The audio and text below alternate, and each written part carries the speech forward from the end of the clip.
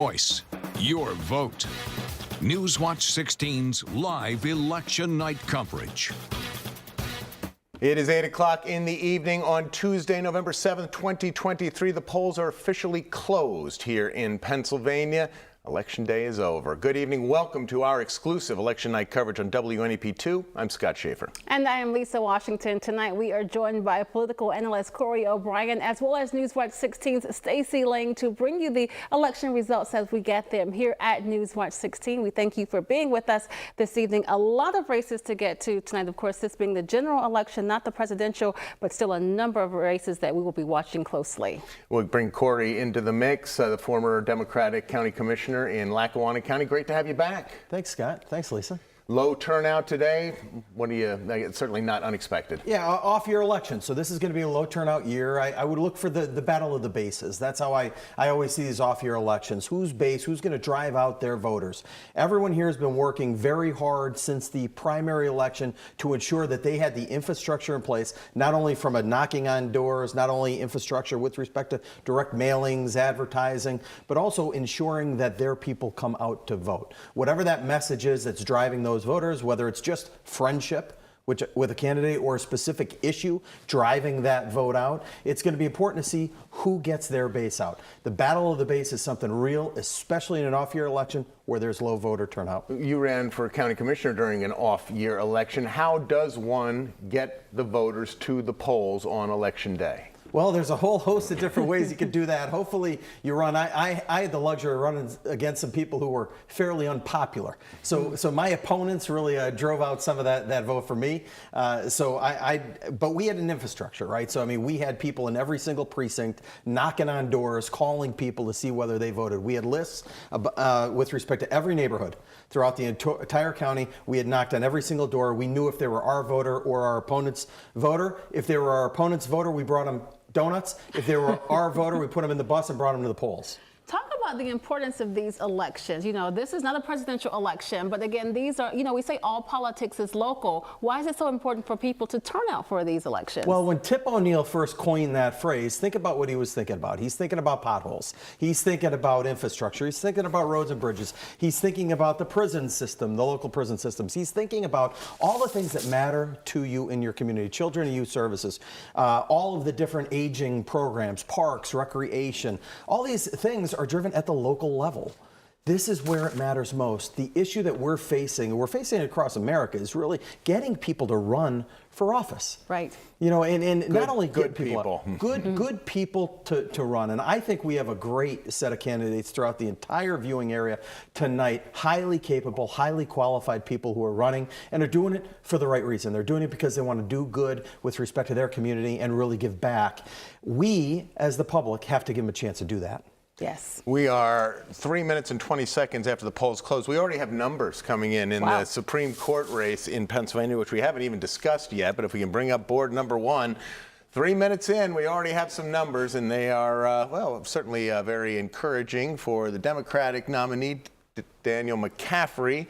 He is up very big over the Republican Carolyn Carluccio, and the first batch of numbers that have come in across the state. That is not unusual for the early numbers to be favorable to the Democrats. And why is that, Corey? Well, it's all about the conservative T. That conservative T, that vote comes in late. This vote is driven by the more of those suburban, those city populations. Easy to get those votes tabulated, get that done quickly. Yeah. Once the conservative T comes out, which is always later in the night, the Republicans start to inch their way back, sometimes to victory, sometimes not. But I think we're going to see that this evening. And we see these are coming in from the Pittsburgh, Allegheny County area in southwestern Pennsylvania. Stacey, I know you're going to be taking a look at these statewide races, not only for the Supreme Court, but also for the Superior Court, as well as the other statewide races. Yes, Supreme Court, Superior Court, and Commonwealth Court. If you voted today, they were right on the front of your ballot. And I think definitely, at least from our perspective, as watching TV, as we're on it every day, the most heavily advertised races that we're talking about on this election night. And yeah, Allegheny County wins the race. They have their numbers in first and early, and that's probably because of a high mail-in vote count, and it's showing positive numbers for Daniel McCaffrey. The Democrat in this race, this has been the issue in this race has been abortion rights. So Corey was talking about how do you bring out voters. I'd imagine that was the strategy for both of these candidates, is to bring out the voters that are strongly on either side of that issue. We'll see what happens as the night plays out. And that's just a precursor to 2024. And trust me on that, Stacey. Pretty nasty campaign ad in that Supreme Court race. Don't often see nasty ads in judicial races. Is this we turning to a new tenor of campaigning here?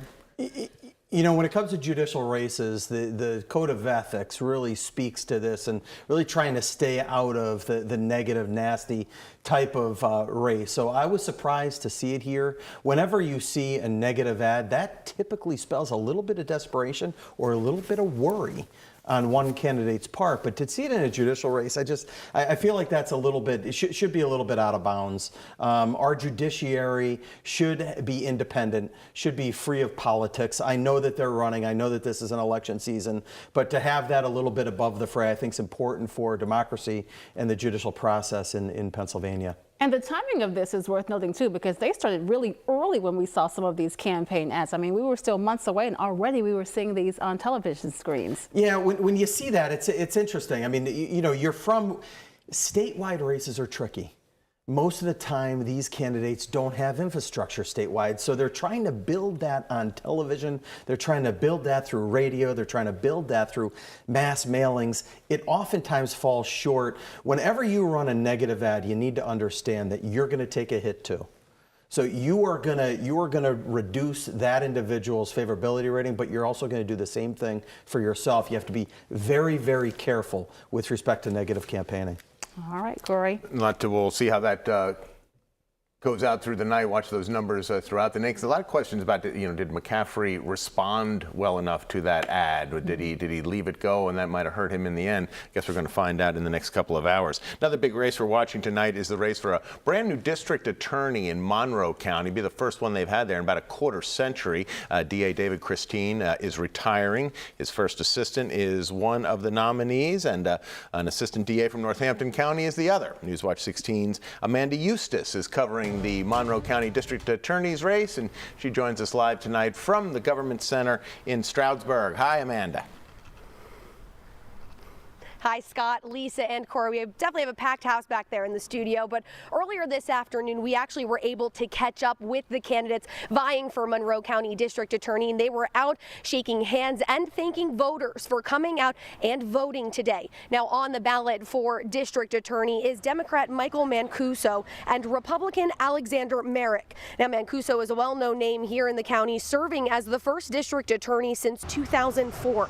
Prior to his time as an ADA, Mancuso served as a public defender in the county and had his own law office. Now, back in May, during the primary election, Mancuso defeated Donald Leith to win the Democratic seat. Now, Mancuso was up against Republican Alexander Merrick. Merrick is the deputy district attorney in Northampton County, and prior to becoming a lawyer, Merrick was a criminal investigator for Monroe County District Attorney's Office, a law clerk for the Court of Common Pleas, and even a York City police officer. Now, again, whoever wins tonight will be taking over for David Christine, who was the district attorney here in Monroe County for nearly 25 years. In Stroudsburg, Amanda Eustace, Newswatch 16. All right, Amanda, thank you so much for that. And she mentioned DA Christine serving there for 6 terms. Let's talk about term limits, Corey. I'll bring you back in on this because that's something that we're starting to hear more about, especially here in Pennsylvania. I mean, 6 terms is a long time. I don't like term limits. And I don't like long public service runs either. Okay. But I've always been of the opinion that an election in and of itself is a term limit, that is a term limit. And if we are going to be an active electorate, and if we are going to be the bosses, right, and if elected officials are our employees and work for us, then we have to decide when to hire and when to fire. And I think the term limits just allows you to just be inactive, as an electorate. And I don't like that aspect of it. I think we need to vote. If we don't like somebody, let's vote them out. The power of incumbency is strong, right? But that doesn't mean you can't overcome it. And people overcome that in every election cycle through hard work and effort. That works. So when people work hard from a campaign standpoint, and then when the public actually gravitates and actually becomes active, you're going to overcome that. So I'm not a huge fan of that. When I see people who've served a long time, they've evidently did something well. And they're well liked. And they're well liked. So if they're well liked, they must be doing something well, because to win an election is difficult to do, no matter who you are. So to serve that long, a lot of people say, it's just time to get the new in there. Well, this person's done something very well. And what's to say that it can't be a career? What's to say it can't be a career for some people? I never really have ascribed to that position, but why not? You know, we can have a career in media, we can have a career in law, we can have a career in law enforcement. People, if they want to be public servants and have a career in public service, they should be allowed to do that. If they're going to do a good job and get reelected, I don't see anything wrong with that. That might not be very popular. I'm going to say, I'm sure there's some people listening who are not agreeing with you, but that's fine. That's going to be a callback issue. That'll be for you all to deal with tomorrow. Thank you, Corey. We're going to be talking about Monroe County a lot tonight. There are some interesting races down there, and it's one of the real truly purple counties that we have. So really seeing how the electorate's mood is going in Monroe County tonight could be a bellwether for the rest of the night, and really even looking ahead to 2024. We also have a mayor's race in Hazelton tonight, where the incumbent, Jeff Cassett, running for a third term, but not one but two challengers in the race tonight against the incumbent mayor. And our Chelsea Strube is in the Mountain City covering that race for us tonight. Chelsea.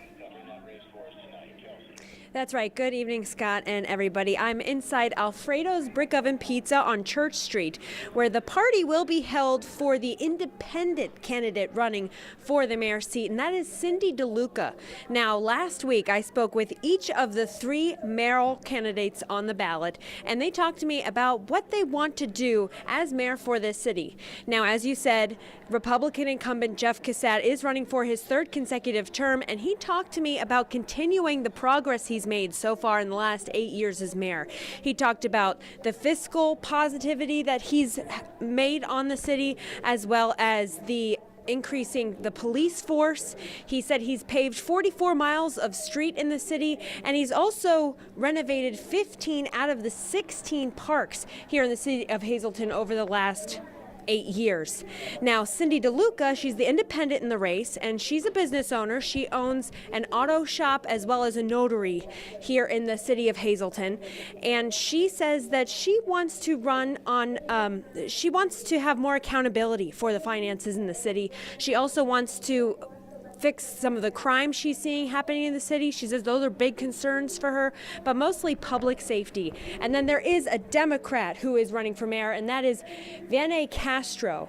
Now, when I spoke to him, he said he has a message of unity, and he wants to bring everybody together and has a plan to help include everybody and make everyone feel good in the city of Hazelton and a better quality of life for everybody. And actually, Cindy DeLuca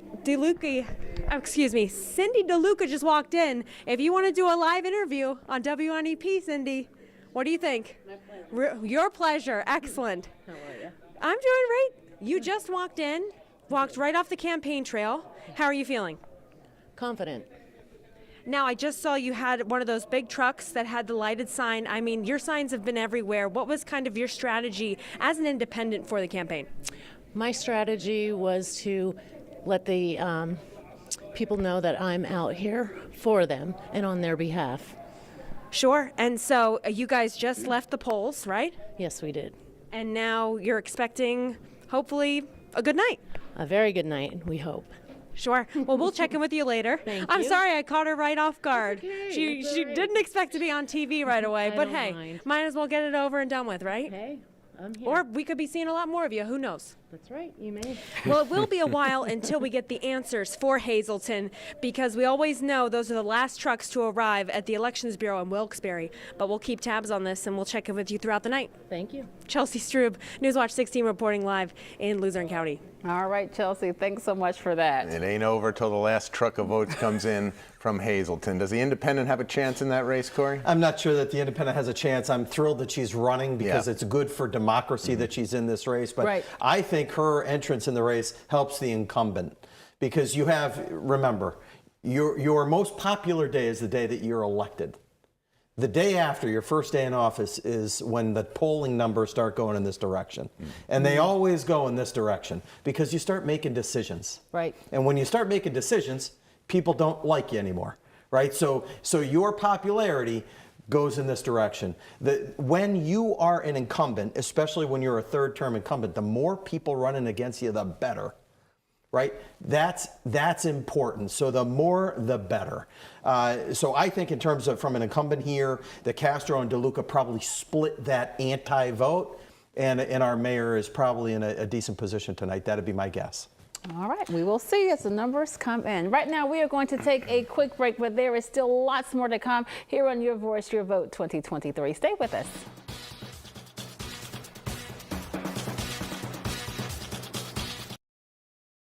This is Frank.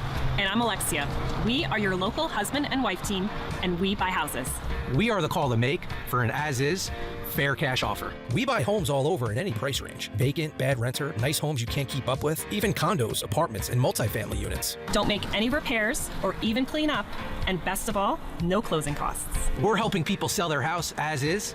Call today for a fast, fair cash offer. Call 570-805-0000.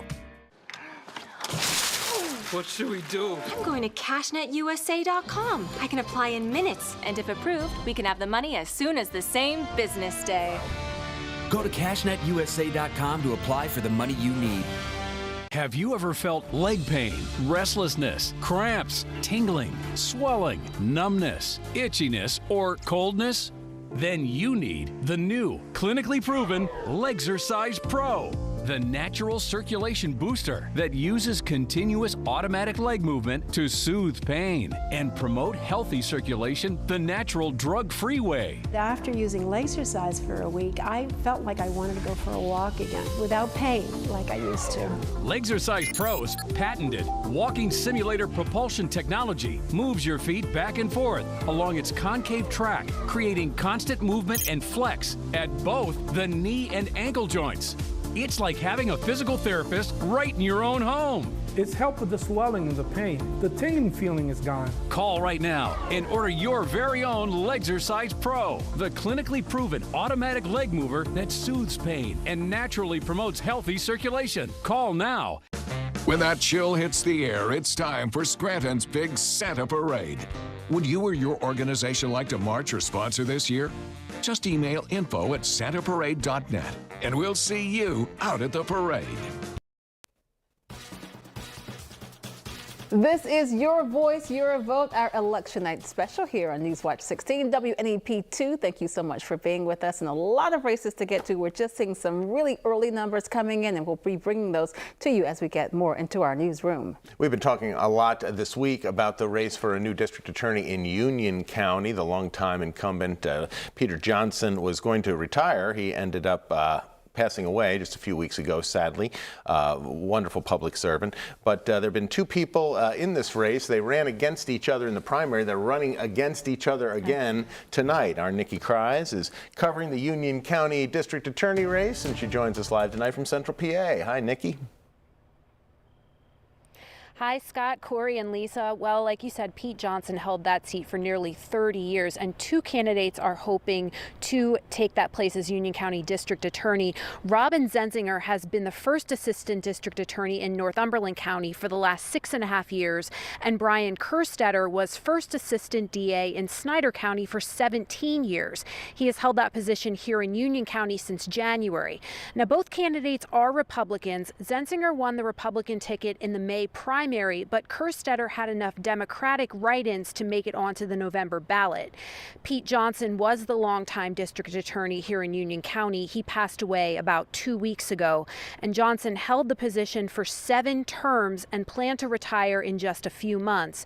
Both candidates told Newswatch 16 they realized the impact of having a district attorney after having that district attorney for nearly 30 years, and they really hope that they can fill his shoes. Nikki Kreis, Newswatch 16, live in Union County. All right, Nikki, thank you so much for that. And again, this is one of those races that we will really be watching, because you're talking about a district attorney, again, 7 terms, Pete Johnson before he passed away, and then you have 2 first assistant DAs trying to replace him. So we'll certainly be watching this one tonight. We talked about this a little bit at 7, the fact that we have 2 Republicans in this race, although one of them is on the Democratic line. What does that mean for voters? Do they see the nuance when they go into the ballot box? I think that this could be the upset race of the night. This is, if you ask me, the 1 or 2 or 3 races that I was really focused on, this Union County DA race is number 1 on my list. It's number 1 on my list for this reason. Republicans have a 54% edge here with respect to, from a Republican voter standpoint. 54% the electorate are Republicans, only 30% are Dems, right? So the Republicans have a huge margin in this county. Right. Now, what does that tell you? That tells you that the primary Republican has, you know, a great opportunity here, unless the challenger is also a Republican who did fairly well and is now on the Democratic side. I see this race as one of those where I could see the Democrats teaming up with enough Republicans to actually beat the Republican primary nominee. I think that this is one of those where this could be an upset. We could have a Democrat, believe it or not, in a overwhelmingly Republican area win tonight. And that would be a significant upset. But not really a Democrat. Right. But not really a Democrat. Right. That's exactly right. And there's the name recognition, too, from that. For sure. Kerstedter's been on the ballot now. This will be at least the 3rd time that, by our count, that he's been on the ballot in Union County. So certainly he's familiar to the voters there as well. Similar situation in Northumberland County. Tony Matalevich, the incumbent Republican, is the Democratic nominee. He missed the filing deadline by just a couple of minutes, lost his appeal, and barely got on the ballot with, I think, 739 write-in votes is what I have here on my list. So he, too, is the Democratic nominee, even though he's the Republican incumbent, running against another Republican, Michael O'Connell, tonight. Yeah, I mean, I think it's a similar type of situation. It's going to be interesting to see how that one plays out. I think that might be a little bit different than that Union County race. Remember, in the Union County race, we also have the issue of the Republican primary nominee there works outside of the county. Mm-hmm. And a different county, right, correct. Right, and that kind of a little bit of carpetbagger syndrome could be going on there a little bit. Not to mention, remember that Kerstetter is the first assistant DA in the county. That does matter. This individual's in the office doing the job every day. So there is some sense there that the most qualified persons are already there. So I see that as a little bit different than the other race. Mm-hmm. All right. Let's check in with Stacey now, because again, these statewide races, we're talking about Superior Court, Commonwealth Court, Supreme Court. Are you getting any numbers? And I know we saw some early ones from the Pittsburgh area. We have a few more in. There are several counties reporting now, and across the board, the Democrats are doing quite well. And as you can see, we've been talking a lot about the red tea. We're all over the state here, and the Democrats are reporting pretty strong numbers. Daniel McCaffrey, the Democrat for Supreme Court, has 80% of the vote, where Carolyn Carluccio has just 20% of the vote. I thought this was interesting that there are 2 counties here in our area that are traditionally red counties that went Democratic, at least so far. That's Clinton County.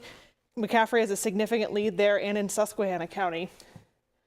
And the Democrats are leading in the Superior Court as well, with those same counties reporting. Jill Beck is reporting the highest numbers here. Tamika Lane not far behind her.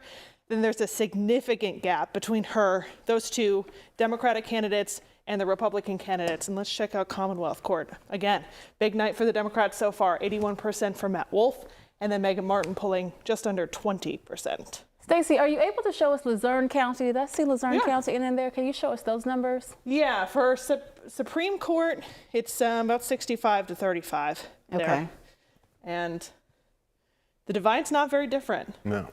Across all of those races when it comes to Luzerne County. I can only think that looking at that map right there, that we're just getting numbers from the cities, because that blue county way at the bottom there, that's York County. Yes. Mm-hmm. And I'm not 100% sure that's going to be blue at the end of the night.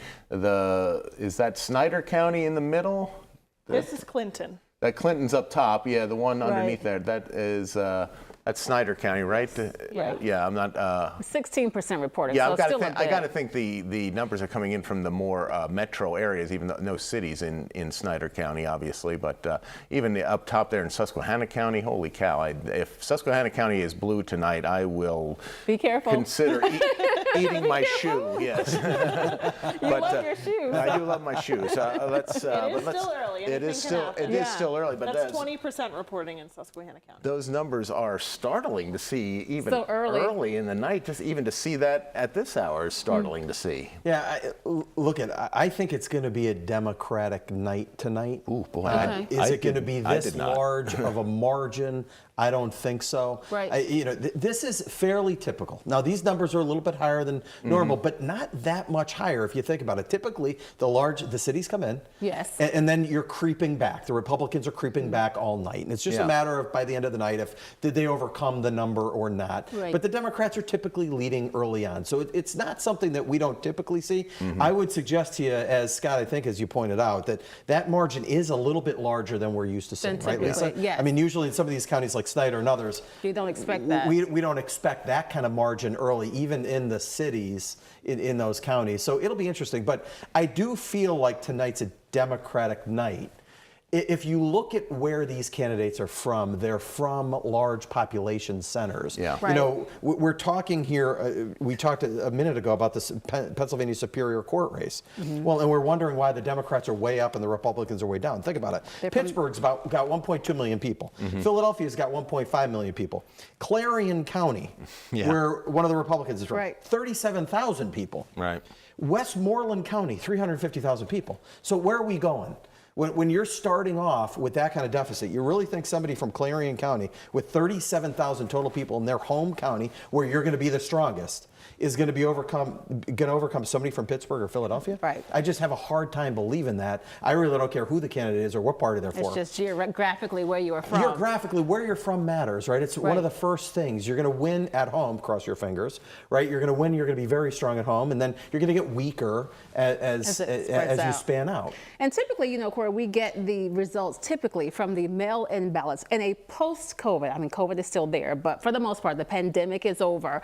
How much is that, mail-in ballots, in a post-COVID kind of they era? Matter now, don't they? Right, yeah, Very of course. much. They have never mattered, right? I mean, and I come from the electoral era pre-COVID, yes, right? And mail-in, absentee ballots hardly anybody. Hardly anybody. You counted them, and that was that. But now they're significant. Now they matter. Now you're hearing 9-1 Democrat to Republican on mail-in ballots. You're hearing these kind of numbers. I don't know how the Democrats have really, since the start of COVID, been able to just do a better job on mail-in ballots. I think somehow there's an infrastructure thing there. It's not just being an anti-Trump or anti-Republican or pro-Dem.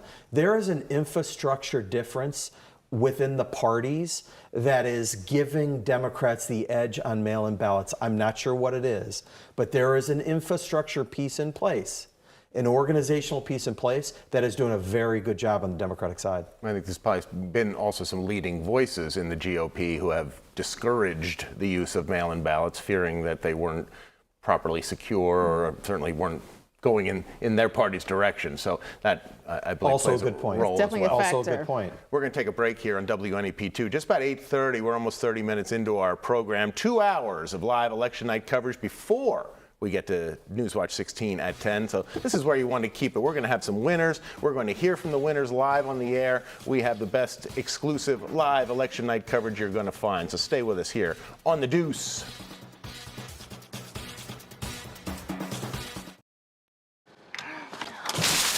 What should we do? I'm going to cashnetusa.com. I can apply in minutes, and if approved, we can have the money as soon as the same business day. Go to cashnetusa.com to apply for the money you need. Attention military personnel, families, and civilians who were stationed or worked at Camp Lejeune from 1953 to 1987. If you or a loved one lived, worked, or served at Camp Lejeune, call the Victims Justice Group now. You may be entitled to significant compensation. The U.S. government recently passed a law allowing servicemen and women, their family members, and civilian workers who lived or worked on the base at Camp Lejeune for at least 30 days to seek justice for injuries caused by toxic water. If you or a loved one suffered injuries associated with the toxic water at Camp Lejeune, including bladder, kidney, or liver cancer, multiple myeloma, non-Hodgkin's lymphoma, Parkinson's disease, adult leukemia, or aplastic anemia. Call the Victims Justice Group now. Our attorneys will fight to get you the compensation you deserve for your pain and suffering. Military personnel, their families, and civilian workers who served, lived, or worked at Camp Lejeune from August 1953 to December 1987 may be eligible for compensation. Don't wait. Call our helpline now. Kick off the holiday season with one of NAPA's most beloved traditions. Ballet Theater of Scranton's Gift of the Nutcracker will be presented during Thanksgiving weekend, Friday, Saturday, and Sunday at 2 and 7:30 p.m. at the theater at North. It's our gift to you, free of charge. Free tickets are available 2 hours prior to the specific performance at the box office. Celebrate the season with Ballet Theater of Scranton's The Nutcracker. At Pennsylvania Outdoor Life, we love it when kids get involved. Pick your own bait, tie your own hooks. All that kind of stuff starts at home, gets them involved early, and the next thing you know, they're catching fish with the worms they caught. 8:30 on this Tuesday night, Election Day 2023. This is Your Voice, Your Vote on WNEP2. We are so glad that you're with us this evening. A race that we haven't talked a lot about yet, Lackawanna County Commissioner's race. Even though we have a former commissioner sitting here at the desk with us, there are obviously, oh, hi. We'll get to We'll talk to him. We have Emily Kress. She's covering the Republicans in this race tonight. She's going to join us live tonight from the Art House Movie Theater in downtown Scranton. Good evening, Emily. Hi, Scott. That's right. We are here at the Art House in Scranton, and the race to fill the seats for the Lackawanna County Commissioner have been a hotly contested race. Now, things are just getting started here for the election party. Take a look behind me. We're here for Republican candidates Chris Schermack and Diana Campbell. Incumbent Commissioner Schermack is looking to secure another term. He won the minority commissioner seat back in 2019. One of the biggest topics on his mind throughout the campaign is the upcoming 2024 budget. The county is currently looking at a $15 million deficit. Diana Campbell has been on the Mayfield Borough Council since 2015. She was then elected president in 2022. Schermack said during the campaign he chose Campbell as his running mate because of her years of experience in local government.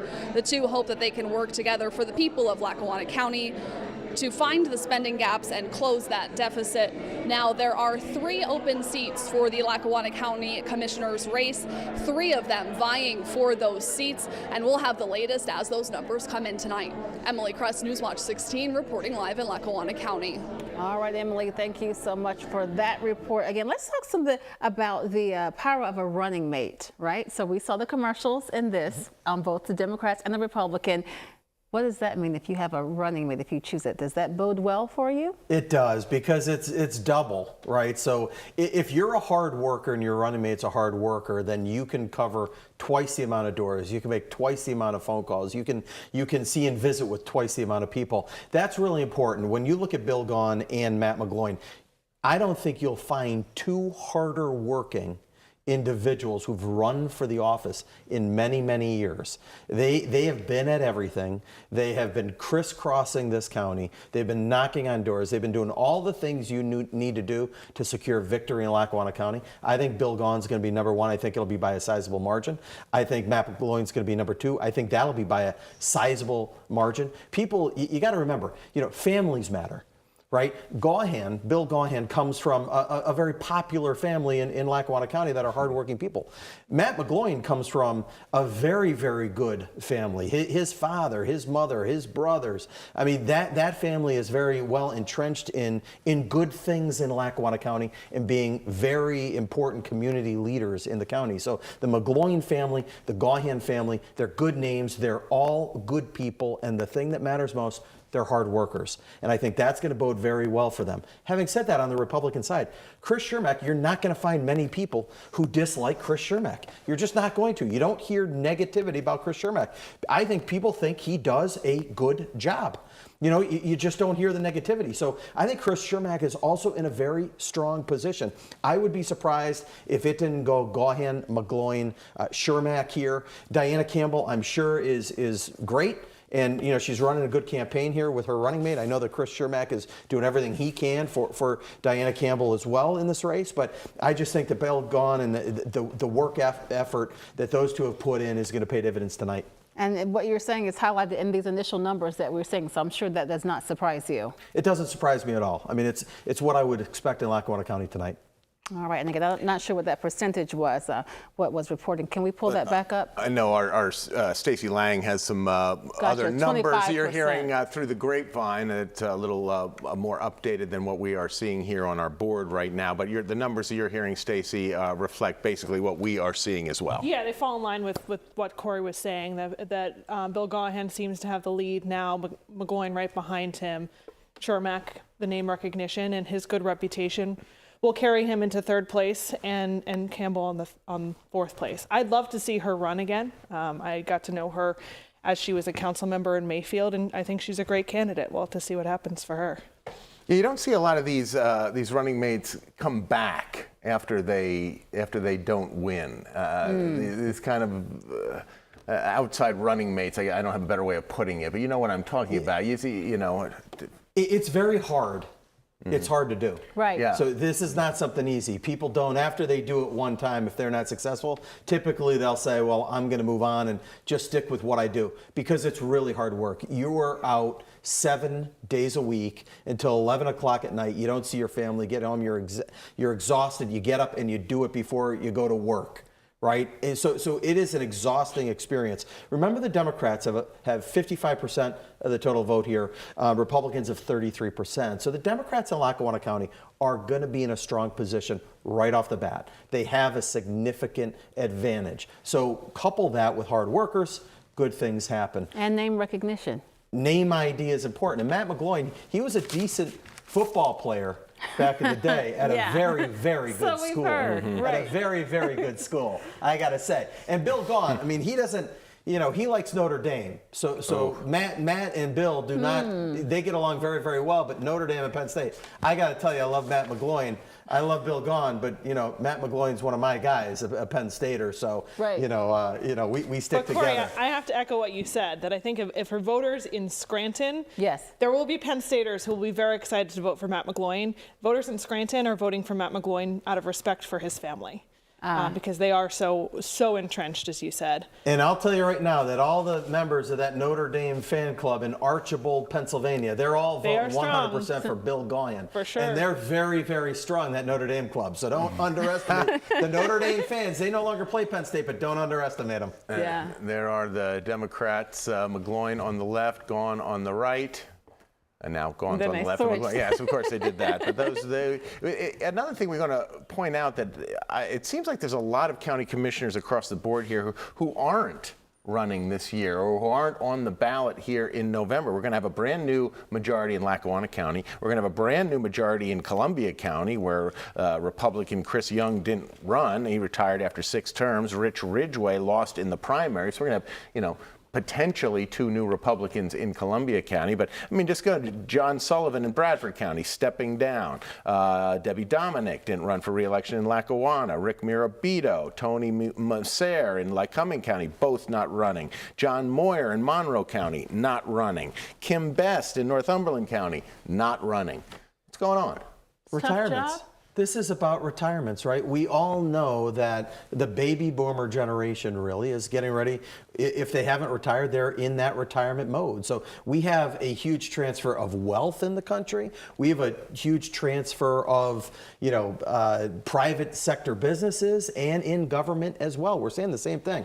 We're seeing major transitions, government, private business throughout the country. And it's because people are simply retiring, right? You've served 7 terms. And that's a long time for public service, right? Just like you're running a company or owning a company for 7 terms, right? Right. I mean, for 28 years. So we're seeing the same thing. We have kind of these romantic notions of the long time local Paul, running the show, the John Senios, Joe Corcoran. I'm talking about Lackawanna County people here, but people who were just in those jobs for years and years and came to be associated with kind of being the kingpin. I'm seeing less and less. Well, we have social media, right? We have WNEP. Right. We have a far greater focus. What Ray Alberigian, like a Joe Corcoran and a John Senio could do versus now, I mean, it is just in a completely different universe. Short snippet videos on YouTube. I mean, everything is covered. Every word is covered. Every utterance is covered. And it has gotten to a level where, a lot of people don't want to do it because of the negativity involved with it. The negative voices, while there are few, they have a large ability to communicate that message. It may only be a few people who think that, but they can go on social media and blow it up as if everyone's thinking that way. Amplify that. Right? They amplify that negativity, and people just don't want that. They don't want that for themselves and their family members. If you put Joe Corcoran and Ray Alberigian under this sunlight, it's a different time, right? I mean, it's a different time. Yeah. So you could do that kind of from your couch, and the only thing you ever really saw them was Parks and Recreation, all the good stuff, right? I mean, that's what it was, and everybody just let that happen. Right, but now you're now, under the microscope. Yeah. Nobody's talking. Stacey Lang isn't going there to talk about, let's interview about the park. No. She's going to interview about the prison. Those are different conversations. Yes. Definitely. All right, Corey, thank you. We are going to take another break, 8:40 now, but there is still lots more to come. Make sure you stay with us.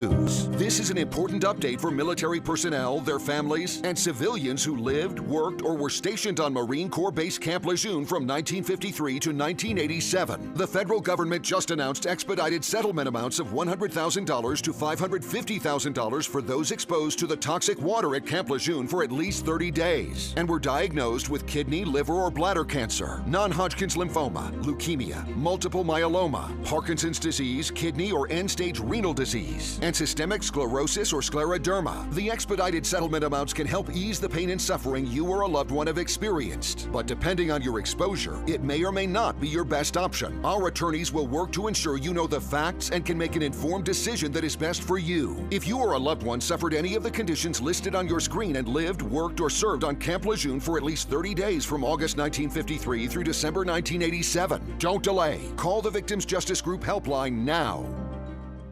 Whether because of discomfort, lack of mobility, your lifestyle, or occupation, you sit inactively way too many hours a day. Introducing Ellipse, the premium quality automatic seated exerciser that strengthens legs, increases mobility, and boosts circulation without physical strain. Strengthen and tone your legs. Increase your mobility, flexibility, and balance. Plus, stimulate healthy circulation. It's so quiet that none of my coworkers even know I'm using it. My joints feel better, my knees feel better. It makes me feel stronger too. My circulation is moving, I'm burning calories, and it makes me feel energetic. Perfect for home therapy. Whisper quiet to use while you work. Call now and order Ellipse, the seated exerciser that strengthens legs, increases mobility, and boosts circulation. Be one of the first callers and get upgraded to the Deluxe Bundle. Get the faster motor that produces more than 5 miles of steps per hour, a non-slip mat, and wireless remote. Call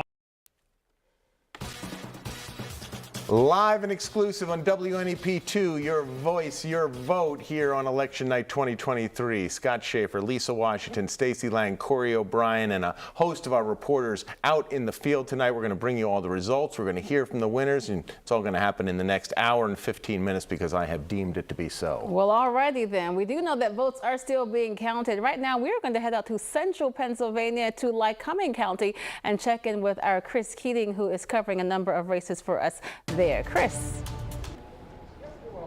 Hey guys, how you doing? Actually, we have some live action going on right here behind us. Some ballots are coming in from the 86 precincts here in Lycoming County. So far, I talked to a couple election volunteers. About 11, 12 precincts have already reported. These cars are coming in slowly. We're just outside behind the Lycoming County Voter Services. People are pulling up. As you can see, the election volunteers are taking these ballots out. They're taking them inside, and they're going to start counting.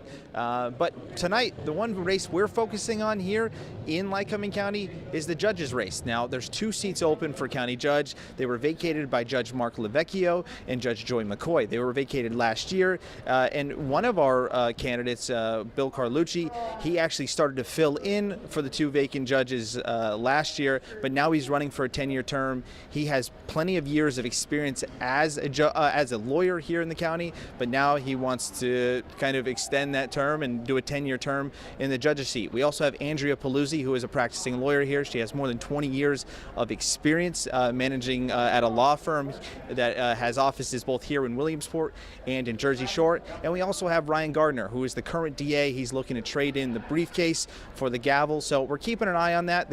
All three cross-filed back in May, and they're all looking to try and grab two of the county seats. But as you can see behind us, like I said, these ballots are starting to come in. It was slow for the past 20 minutes, but it's starting to heat up. More cars are showing up. These election volunteers are getting to work, guys. So I'm gonna stay intact and see what they're doing and keeping kind of try to find out how many precincts are reporting, and I'll try to get those numbers to you guys later in the show. All right, Chris, sounds good. We're glad to see those votes are coming in. The ballots are going to be counted tonight. It's going to be a long night, I think, for some counties, but with such a lower turnout, we may be able to get some numbers sooner than we anticipated. I think we certainly will. As Chris reported in Lycoming County, 2 seats are open. Carlucci would apparently be in a real strong position. He won nominations on both tickets. He's an incumbent, an appointed incumbent, not an elected incumbent. And Ryan Gardner, the current district attorney, also in a strong position in Lycoming County. Though they are both together tonight for an election night party at Impact Advertising in Linden, so we'll be checking in with them. Another district attorney who is running for judge tonight is Michael O'Paik, in the middle of his second term in Schuylkill County. He is the Democratic nominee, Bill Burke's the Republican, and Jack Culkin from Newswatch 16 is covering the Schuylkill County judges race. He joins us tonight. Where are you, Jack? You're either in Port Carbon or Orwigsburg. We are in Orwigsburg right now. Good evening, Scott, Lisa, Corey, and Stacy back at the studio. This is a big race right now for the people here in Schuylkill County as we are looking to find a new county judge. Now, this is basically a copy and paste race from the primary, except both parties now have distinguished candidates.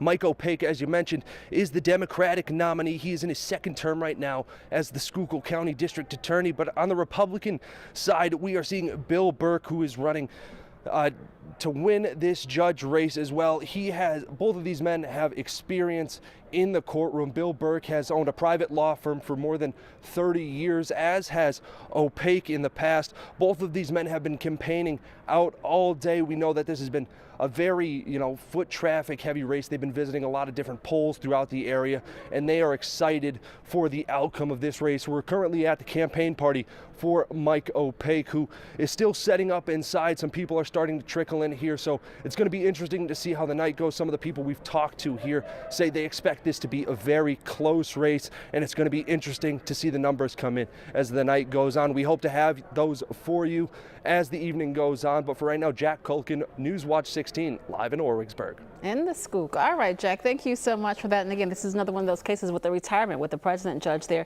Judge Baldwin retiring, so they have to fill that seat there. It's been open for 2 years. Baldwin retired in 2021. That seat's just been sitting there waiting for someone to run for it. So tonight we're gonna have a winner.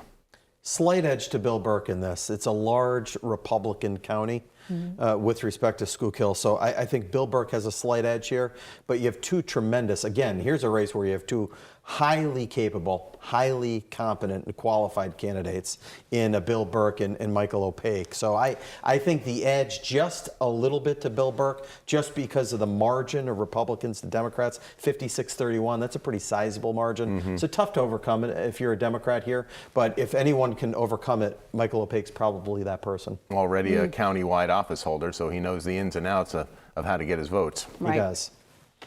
All right, we are really just warming up here in our first hour on WNEP2. A lot to talk about. We have the judge races in Lycoming County, Schuylkill County, and statewide, and that's certainly what a lot of people around the country are going to be paying attention to, that Supreme Court race in Pennsylvania. We also have county commissioners races in just about every county that we cover. Mayor's races tonight in Hazelton and Wilkes-Barre and Lock Haven. There are some numbers from Lock Haven. The Democrat, the last I saw, was winning very very comfortably in the race for mayor of Lock Haven.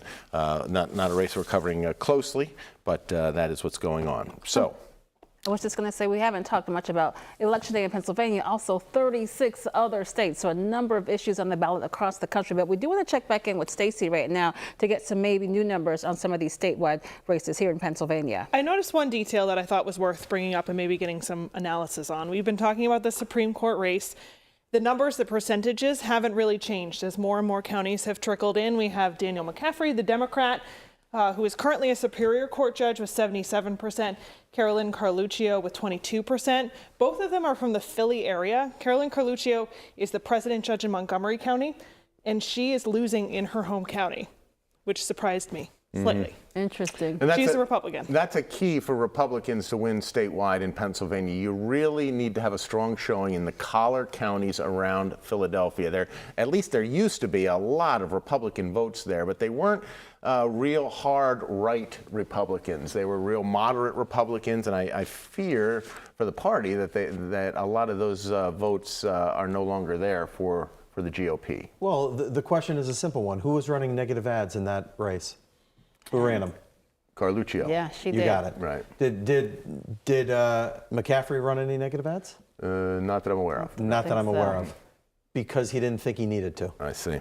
And you said you take a hit. If you run a negative ad, be prepared that it's also going to backfire. Be prepared. The reason you go negative is because you have to bring the other person down. That from a polling standpoint, she probably got early numbers. He had a huge lead, and she had to start to knock him down. She knew it was going to knock her a little bit, but she wanted to be in the race at all, right? And I think McCaffrey's seen this from the beginning as she's nowhere near us in the polling. We're just gonna ignore that. We're gonna run, we're gonna get our message out, but we're so far ahead, we're gonna stay where we are. And she has to, if you're behind, you have to go negative probably a lot sooner than you think. Right. And sooner than you want to, just because you have to try to diminish them. And she will have. It will be closer tonight than it would have been otherwise, and I don't think this race is going to be close. A calculated risk. Don't think it's going to be close. My goodness. Okay. I'm just starting to realize how wrong I've been about everything. And we do want to point out that we have Carolyn Carluccio is the Republican nominee for judge for the Pennsylvania Supreme Court. Yes. William Carlucci is the cross-filed nominee for judge in Lycoming County. Carlucci in Lycoming County, Carluccio for state Supreme Court. Just in case you're confused, and I'm sure a lot of voters are. Sure. We are going to go back right now to the Lackawanna County Commissioner's race. We talked about that, but our Courtney Harrison is with some of the candidates there. I do believe, Courtney, we have you live now. Tell us where you are, who you're seeing. Yeah, Lisa and Scott, it's a little quiet here now. We're here at the Radisson where supporters of Democratic candidates Bill Gaughan and Matt McGloin are waiting for some results to come in now that the polls have closed. The mood is still pretty light here so far. This election night is really just getting underway as we wait for both of the candidates to arrive here to speak to the crowd here at the Radisson. As we know, Billy Gaughan is a former Scranton City Council member. Matt McGloin is a former Penn State and NFL quarterback, originally from West Scranton. Now, as we know, many voters in Lackawanna County chose to cast their ballot by mail, leaving low turnout at the polls today. But no one is counting their chickens before they hatch and declaring victory just yet, as the votes are still being tallied. We will keep an eye out for our candidates as we wait for them to arrive here at the Radisson in downtown Scranton to talk to these supporters that have been here just kind of getting the night warmed up. Reporting live from Scranton, Courtney Harrison, Newswatch 16.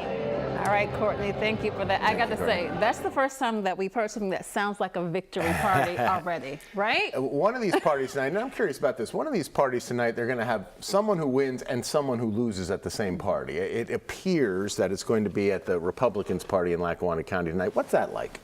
It's difficult being in a situation. I was in that situation in the primary election where I won and my running mate lost. And it's in terms of from the person who won, I felt bad all night. I didn't feel that it was a victory for me because I felt bad for Jeanette Mariani, who was a fabulous candidate and just a fabulous person, for her loss. And just the class act she was just building me up and saying she was glad I won.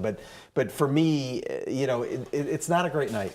It's not a great night when your running mate, somebody who you spent so much time with, you've gotten to know her and the family and everybody else, and you've really run something together. When they don't win, it really spoils the night. It spoiled the night for me, to be perfectly honest. I have a feeling it will spoil the night for Chris, because I know he's worked very hard with respect to his running mate to really give her the best opportunity to be successful here. So it won't be a great night for him, to be perfectly honest. Right. But he kind of had to have that feeling going in. After the primary, after you saw the kind of numbers that Gaughan and McGloin rolled up in the spring, she had to know and he had to know that one of those two is more likely to go down, and it's probably not going to be the incumbent. Well, I think that he knew that. I think he understood that. But it's still, once you're in it and you get in it, you're just laser focused on it. And you forget those other things, and you just hope for the best. And you never know, maybe you'll win. Maybe you'll overcome the odds. So you just always have that hope in the back of your mind. So when it doesn't become reality for you,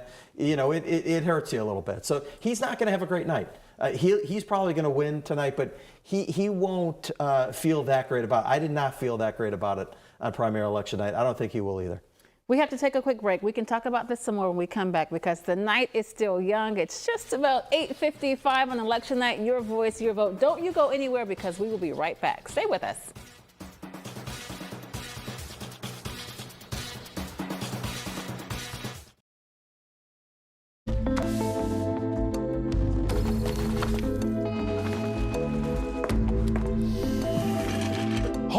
Imagine a world with no drama. I haven't signed Jody's card yet. At 4imprint, finding the promotional products you need to create a memorable moment is an easy mission. Our expert team will take care of every detail to make your success a certainty. Take the drama out of ordering promotional products at 4imprint.com. 4imprint, for certain. We need some help. I know. I'm going to cashnetusa.com. And if approved, we can have the money in our account as soon as the same business day. Go to cashnetusa.com to apply for the money you need. Most doctors recommend daily walks because of the many health benefits associated with walking, including healthy circulation. But how do you get healthy circulation boosting activity without leaving your chair? With Legzercise Pro. Legzercise Pro moves your feet back and forth along its concave track, creating constant movement and flex at both the knee and ankle joints. The perfect combination to naturally stimulate healthy circulation. It's like having a physical therapist right in your own home. Soothe pain and calm restless legs. Reduce swelling in your legs, ankles, and feet, and stimulate healthy circulation. Call now and get upgraded to the Legzercise Pro Deluxe model. You'll get the faster motor that produces more than 2.5 kilometers worth of steps per hour. The step counter to keep track of what you've accomplished. The longer motion track for more overall leg movement. And the comfort remote control. Don't let this opportunity pass you by. Hurry and call now. 500 product tests and counting. You request it and Kurt Aaron tests it. Does it really work? Thursdays on Newswatch 16 at 7 on WNEP.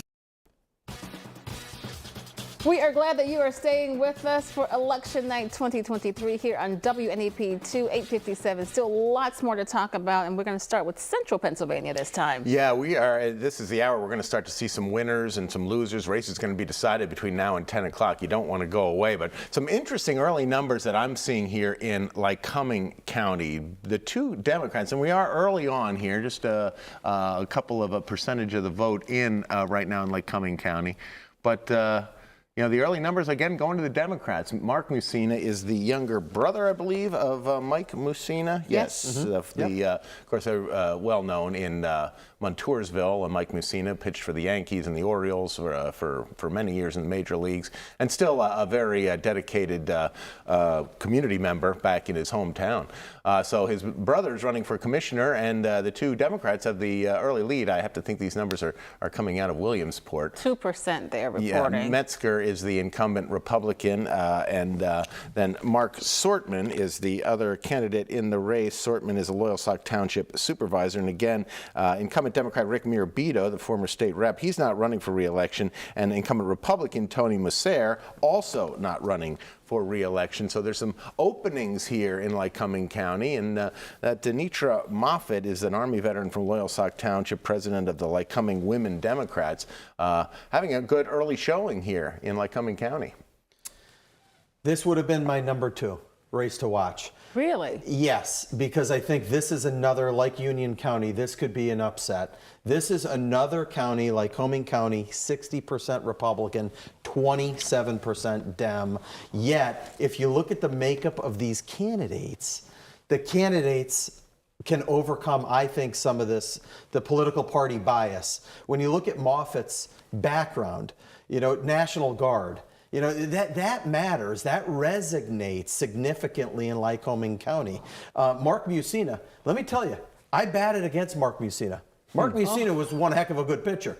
Now, he's not going to remember it, but I will in a state playoff game. My first at bat, I hit a double off him. After that, I don't even think I saw the ball my next 3 at bats, okay? He just blew the ball by me, but he was an excellent pitcher. He's very well known in his own right. I think Mark Musina is going to do very well tonight. I think Moffitt's going to do very well tonight. Military matters, right? Pride, freedom, the country. Lycoming County, they care about the flag. Right. They care about patriotism, and I think Moffitt might fit right into that mold. And running against a Loyalsock Township supervisor, you know, I just don't know. I think the makeup here in terms of their backgrounds plays well in this county. So from my perspective, Union County number 1, number 2 is Lycoming County. Upset number 2 would be my call tonight. This would be a surprise. That's going to be one for us to watch. Let's go to upset number 1, Union County. Our Nikki Kreis is covering the race for district attorney in Union County, and she has the latest from there. Hi, Nikki. Hi, Scott, Corey, and Lisa. So we're at the Union County Government Center. There are 27 precincts reporting here. So I want Tom to swing around and show you the line of vehicles right now. All of these vehicles are dropping off equipment, the machines, all that kind of stuff. So the results are coming in right now. It's taking a little bit of time. The race for the Union County District Attorney is what we are really concerned about here. The Union County will have a new district attorney for the first time in nearly 30 years. Robin Zenzinger has been the first assistant district attorney in Northumberland County for the last 6.5 years. Brian Kerstetter was first assistant DA in Snyder County for 17 years, and he has held that position here in Union County since January. Both candidates are Republicans. Zenzinger won the Republican ticket in the May primary, but Kerstetter had enough Democratic write-ins to make it onto the November ballot. And like we said, Pete Johnson was the longtime DA here in Union County. He passed away about 2 weeks ago. Johnson held the position for 7 terms and planned to retire in just a few weeks.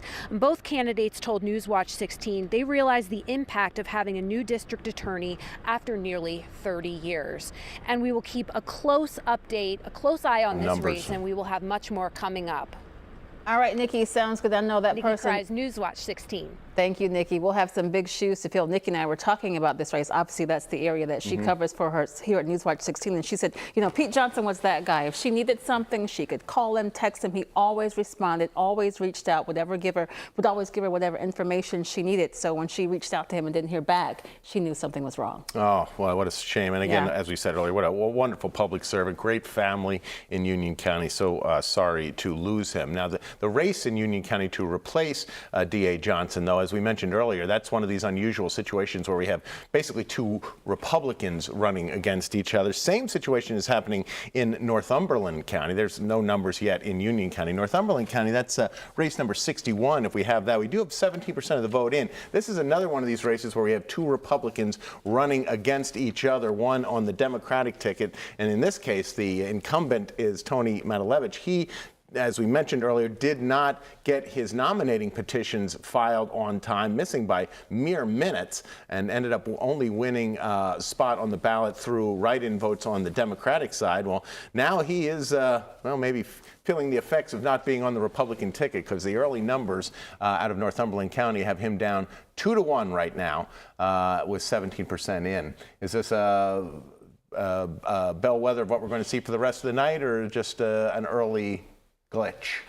Well, I think it's early, but it is a 2-1 Republican county. Yeah. So what are we expecting? You know, I mean, if we think that this year is going to be kind of more of a status quo election, then we would expect a 2-to-1 win by the Republican. If we think that this is one of those, you know, bellwether elections or an election where we're going to see something significantly different, and we've had those sitting at this table, I'm just not sure tonight's one of those nights. Right. I don't see any party. There's no overarching issue driving Democrats or driving Republicans at the national level, statewide level, you know, certainly not at the county level. So if this is going to be one of those par, you know, for the course here, you know, 2-to-1 Republican to Dem, that's where they kind of should be. And we can't presume that all the voters are going into the ballot box knowing as much about every single candidate as we do. We live this, we're immersed in this all the time. You know, voters have their lives, their families, their jobs to worry about, and if they want to go into the ballot box and flip just their party right down the line, they're certainly welcome to do so, and that does happen. That is true, because we know that voters, while we want them to be informed and empowered and educated about their votes, sometimes they're just showing up to vote because they know that they should. You know, it's the civic duty, it's the thing to do. How informed are you before you get that ballot? Far more people are watching television, are reading the newspaper, are checking news out, generally speaking, right? They're living their lives and they're less informed than they have been in the past. I remember the day when we sat down for dinner and we turned on WNEP. We just did that. That was our tradition growing up in my house. It was on the television while we ate dinner all the time. Right? So fewer people do that now, so they're less informed. They're not kept up or keeping up with their local community. So they do just what you said, Lisa. They go in there, they're Republican, whoever's there, or, yep, I'm for them.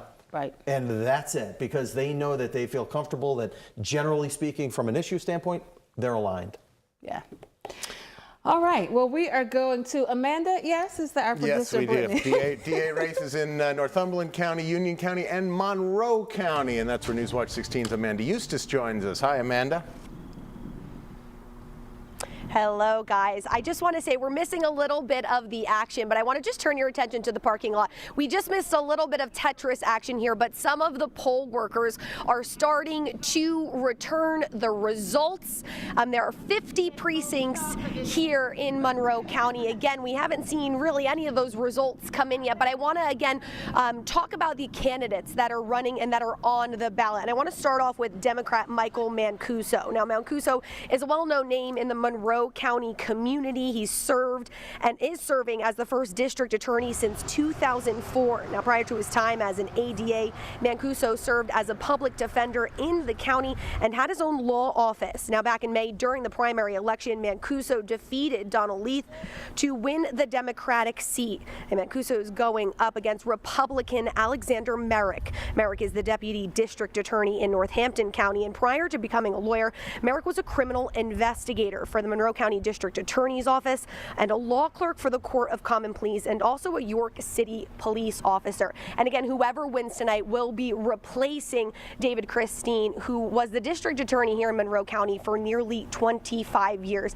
And I know you guys back in studio have been talking really a lot about some of the reasons why a lot of the results are starting to come in early. And you know, we've been talking with a lot of these election offices, and many of them are saying because of a grant that they actually received, one of the stipulations of the grant, taking the grant money that they received, is that they actually have to start opening mail-in ballots. They were able to start opening them at 7 a.m. this morning, but they were not able to release the results up until 8. So that's why we're seeing a lot of those mail-in ballot results start to come in early, right? Because they were able to start opening them at 7 a.m. this morning because of that stipulation. But I just want to show you again some more action. I know we're always looking for that. Again, poll workers still bringing in those results and a lot of the election equipment and the voting machines. Again, we're going to keep you guys up to date with those results as soon as they come in.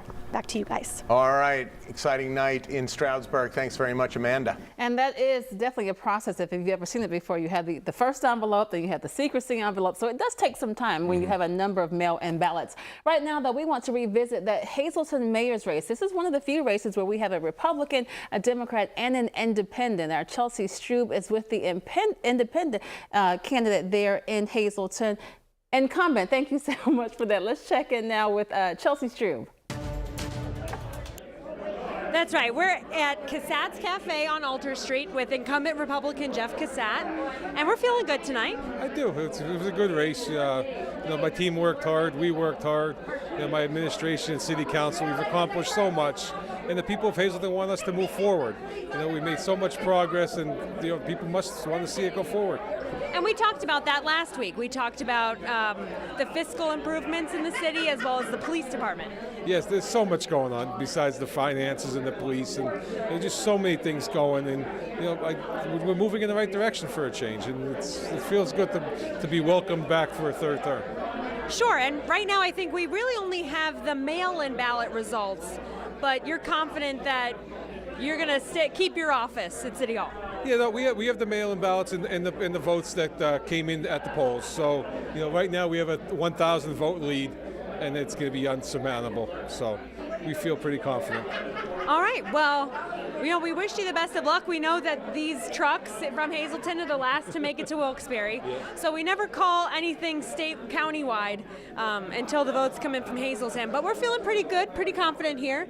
We'll head back to you guys. Chelsea Strube, Newswatch 16, reporting live in Hazelton. I think we might have just heard our first victory speech of the night unofficially. Very confident there. He says, well, he knows. The candidates know. Corey will tell you. They know before we do whether they won or not. Yeah, you always know because we always would have someone in every single voting location, and they're calling in the results, right? And we're putting them on that spreadsheet and adding them up. I mean, we know within 20 minutes of polls close where the race is, and we know it's over at that point because everybody's doing the exact same thing at the exact same time. So that poll closes at 8 o'clock. They tabulate the write-in ballots. They're looking at the monitor to see the totals. They run the totals, in 10 or 15 minutes.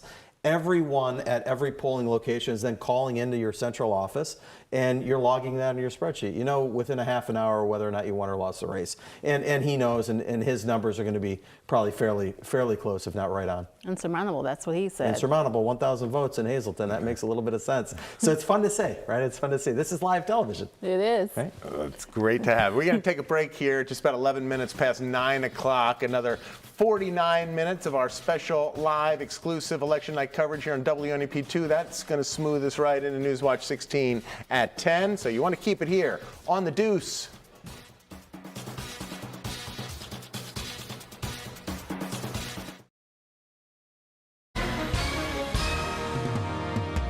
If you've been injured in an accident that's not your fault and you don't have an attorney, listen up.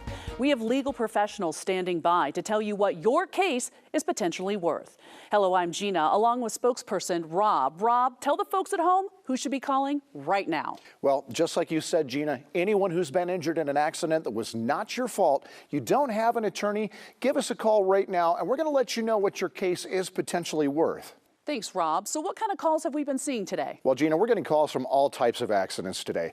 Work accidents, slip and falls, truck accidents, and most commonly, car accidents. So if you were injured in an accident that was not your fault, you don't have an attorney, take that first step, pick up that phone and give us a call. We're going to answer your questions, and we'll let you know how much money you can get for your accident. Thanks, Rob. All right, folks at home, you heard it. Go ahead, don't hesitate, take that first step and call now. Oh, yeah, dude, that doesn't look good. I know what to do. I'm going to cashnetusa.com. I can apply in minutes, and if approved, I can have the money as soon as the same business day. Go to cashnetusa.com to apply for the money you need. If your loved one needs supportive care while you're at work, Telespon's Adult Day Center can help. For residents in Luzerne and Lackawanna counties and beyond, Telespon provides an affordable alternative with a supportive staff on hand to provide professional care and transportation to and from the center. Activities include exercise, games, music, crafts, gardening, painting, and more, with the opportunity to make new friends. The weekend respite services are available. Let Telespon Senior Services help you. For more information, call or visit us online at telespon.org. Check out the Public Service Bulletin Board events calendar at WNEP.com. You can find local events or create and promote your own. Get directions, share with your friends at WNEP.com/events and on the WNEP. 9:13 now. We are back with more of Your Voice, Your Vote. This is WNEP2's coverage of Election Night 2023, and a lot going on. We're starting to get in more numbers now, so we're getting closer to those winners you said we'd be hearing from. That is a good time for us then to go to Newswatch 16. Stacey Lang, she's at the big board with some of those numbers. Yeah, guys, the county map, the 67 counties of Pennsylvania, is starting to fill in color here. The Democrats came out strong very early in this night when numbers came in from Allegheny County, Pittsburgh area, and in Philadelphia County. And the Democrats have been ahead across all three of these judicial races all night long. That remains the case, but the margin is becoming a little smaller at this point. Now we're looking at the Supreme Court race. Daniel McCaffrey, Carolyn Carluccio. Daniel McCaffrey had almost 80% of the vote at the beginning of the night, now 65, still has a very strong lead in pulling votes from those urban centers. With 31% of the vote across the state, he's doing quite well. Superior Court, the two Democrats are the leaders right now, Jill Beck and Tamika Lane. The Democratic candidates have really lagged behind throughout this entire night. Commonwealth Court, Democrats also strong, 65% of the vote right now. Important to note, we talked about this earlier tonight. Scott Schaefer said that if Susquehanna County went blue, he'd eat a shoe. A few more votes now, 35% of the precincts are voting. And history repeats itself. So Scott's shoes appear to be, at least right now, safe. Well, that's good. But yes, no doubt about that. But you look at those maps, and it's really, it's really eye-popping. You told me a Democrat's going to win the Lehigh Valley, the collar counties of Philadelphia, up through the Poconos and the entire Northeast, and that Democrat's going to win the state of Pennsylvania every single time. Yeah, the numbers are stark. They're interesting to see. We always think about this race in terms of 2 years from now, right? Or next year. Right? We always think about it in terms of next year and how it's going to impact our presidential race. And if you're a Democrat, you're thinking good thoughts. But the infrastructure statewide is important. You know, when I look at these judicial races especially, you see Pittsburgh and Philadelphia, they just always dominate these races. You know, and you have some candidates, I look at the Superior Court race. Maria Batista and Harry Smale, did they really think they had much of a legitimate shot? Coming from where they came from, it's just difficult to overcome Pittsburgh and Philadelphia candidates, right? So that these margins are one of the things is, the disparity in vote totals in some of these places. Right. Others, like we see some of these races, it's the quality of the candidate, right? It's the background of the candidate. We think back to, is it Northampton, where we have, in that county commissioners, or Northumberland, or Northampton in the county commissioners race, where, you have some candidates that might not be that typical Democratic candidate, right? Have some military experience. Well, that draws really well in a county like that, right? Yeah. Lycoming County. Lycoming County, yes. Commissioner, yes. Right? With Moffett and Musina with the name. Right. So we have these anomalies in the system that aren't necessarily Democrat-Republican, so we can't draw too many conclusions with respect to party. Sometimes you have a candidate that just defies the odds. Right, and I think Moffett. I don't know where the numbers are right now on Lycoming County Commissioner. I don't know where those numbers are, but it'd be interesting to see where those are, to see if the Democrats are holding on to any kind of lead there in what most would see as an overwhelming 60-30.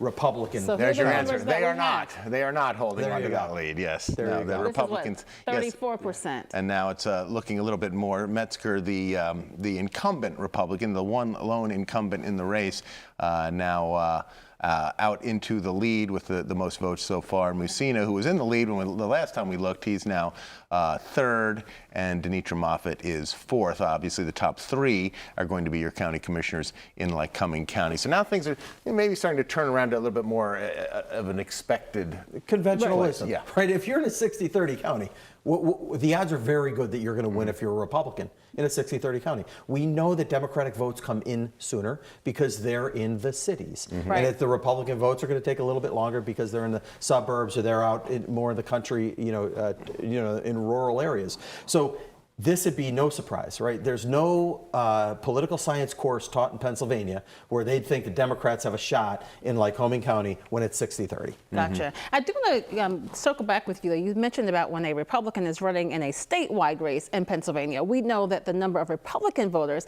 has gone up. So maybe there is that belief that if perhaps big time there are more Republicans statewide, I have a better shot, which may or may not be the case. Lisa, it is 100% the case. Democrats comprise of 45% of the general population from a voting perspective in Pennsylvania. Republicans are 40%. What does that mean? That's a dead heat in my book, right? Any poll is going to show you 5% margin of error. Right. That's a dead heat. So what matters most? Those independents. That 15% that fills in the gap. Where do independents go? We talk about it all the time. We're going to talk about it next year. Where do the independents go? Do they go Biden, Trump if they're the nominees? You know, how does this play out? The same thing happens at the judicial level. You're right on with your analysis. Republicans are gaining in the state, and it's going to be interesting to see. They have far better chances now than they have in the past. Right. Straight up with their numbers. And I think that boosts the confidence for those, candidates for the Superior Court. Maybe there's a chance. No question. Interesting numbers coming out of Schuylkill County right now. It's race number 21. I'm taking a look at it, where we have the incumbent Democrat Gary Hess with the early lead here, and then the two Republican nominees. Boots Hetherington is the appointed incumbent Republican. He took over after Commissioner Staudenmeier passed away. Interesting numbers here in this one. A few years ago. But Hess, the incumbent Democrat, with the early numbers, and we have 19% of the vote coming in right now. I don't, not sure what to make of that right now, that Hetherington is in third place at this point. But again, it's early. We'll see what's going to happen in Schuylkill County. I see numbers and I get excited. So well, it's early, but it's also another one that's what? 60-30 Republican. Right. Right. Yes. That's interesting. So that could change significantly. And we're identifying Rita Baldino as an incumbent there. I don't believe that is correct. I don't think so. Maybe I'm wrong, but I don't believe that she's an incumbent Democrat in Schuylkill County. So, again, don't know everything. I've been wrong I don't before. Think she is. So I don't think so. I don't think so. That could be the situation. We're 20 minutes after 9 o'clock. A little surprised we haven't seen any candidates come out right now and proclaim victory, other than Mayor Cassatt in Hazelton with his insurmountable lead. Yeah. Well, if you're smart, you're waiting for the 10 o'clock news. Yeah. And you want to be carried live at 10. Right. So if the Lackawanna County Commissioners are smart, they will announce right at 10:02. They'll let you get into the newscast. Timing is everything. A little bit of a breakaway. I'm not saying I ever did that, but maybe.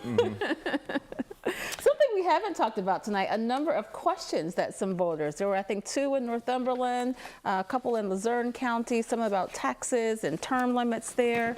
We haven't mentioned those much can we please tonight. talk about them? Yes. Because I have one. I have one on my mind. Let's do that. Okay. Okay. Yes, which one? Where do you want to go? Shamokin. Okay. It's my number 3 on my hot list. Okay. Government study.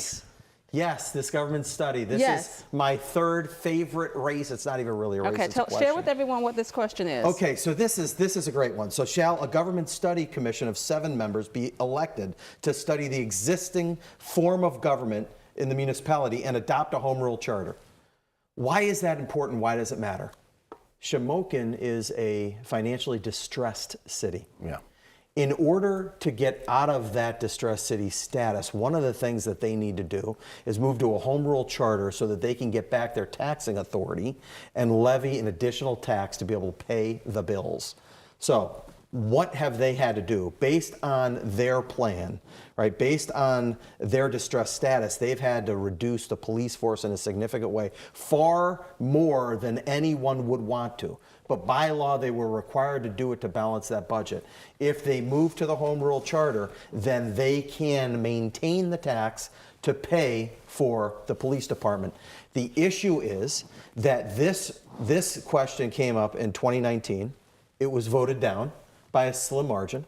Came up again in 2021. It was voted down by a slim margin. and here it is again. It's part of their recovery plan that they're going to push to become home rule chartered city so that they can do this. We don't want to cut you off, but we've got to get to our Chris Keating, I'm told, in Lycoming County. We last saw Chris and they were bringing in some ballots still. Is that still the case, Chris? Yeah, that's still the case. They're still bringing in ballots down in Williamsport, but we are now in Linden, and I'm joined by William Carlucci, one of the 3 candidates running for county judge. That's right. Judge, you're currently a judge. You're filling in for the 2 vacant seats. I know that's what you've been doing the past few months. I mean, what's 15, that been like? Yeah. 15. I was appointed by the governor, and I have been serving Lycoming County since the first week of August of last year. So I've got about 15 months in, and I've been doing a variety of things. I've been doing custody trials, 2 a day. I'm doing protection from abuse hearings, sometimes 15 or 20 in a day, and then I'm doing civil trials. I had a jury trial just last week, and I'm doing everything except very little criminal work. The criminal work is done by our president judge, Judge Butts, and Judge Tira. So I'm doing every conceivable type of civil work. I know since you've been kind of filling in those vacant seats, you're looking to do a 10-year term. What would that mean to you to get that term and kind of appoint yourself to the judge's stand as an elected judge? Well, to be perfectly honest with you, it's the same job. And I have a custody trial tomorrow at 9 o'clock. I've been trying to be of service not only to the citizens of Lycoming County, but also to the other 3 judges. I've been doing that for 15 months. I'll be doing it at 9 o'clock tomorrow morning. So do I think that being elected is going to change the way I approach the job? Not one bit. I know you just showed up to Impact Advertising where we're at here in Linden not too long ago, and I know you probably haven't looked at the ballots and not every precinct has reported yet, but you're at 7,000 votes last time I checked. You're doing well in the ballots so far. How does that make you feel? Well, I would like to think that the citizens of Lycoming County would give me the privilege of continued service. So if I have that privilege, I'll be very grateful. I don't see this in terms of winning or losing. I see this in terms of an opportunity for continued service, and that's what I hope I get. And now we're waiting for Ryan Gardner, who is also running for judge here for one of the other 2 seats. He's also going to be showing up to Impact Advertising through the night. So we're waiting on him, and we'll talk to him a little bit later about his thoughts on how the election's going and what he plans to do if he does manage to get on the seat for judge, guys. All right, Chris, thank you so much for that. Good to hear from one of the candidates. We know that 2 of the 3 will make it and continue on. He talked about he's already been serving in this position. He wants to continue the service. So. You saw the numbers. Gardner in the lead right now, Carlucci second, Palizzi third. The top 2 will be elected judge in Lycoming County. Gardner, of course, the incumbent district attorney right now. Carlucci is on both tickets. He's a Democrat and a Republican. He's cross-filed. We're going to take a quick break. We'll be right back here on WNEP 2. Stay with us.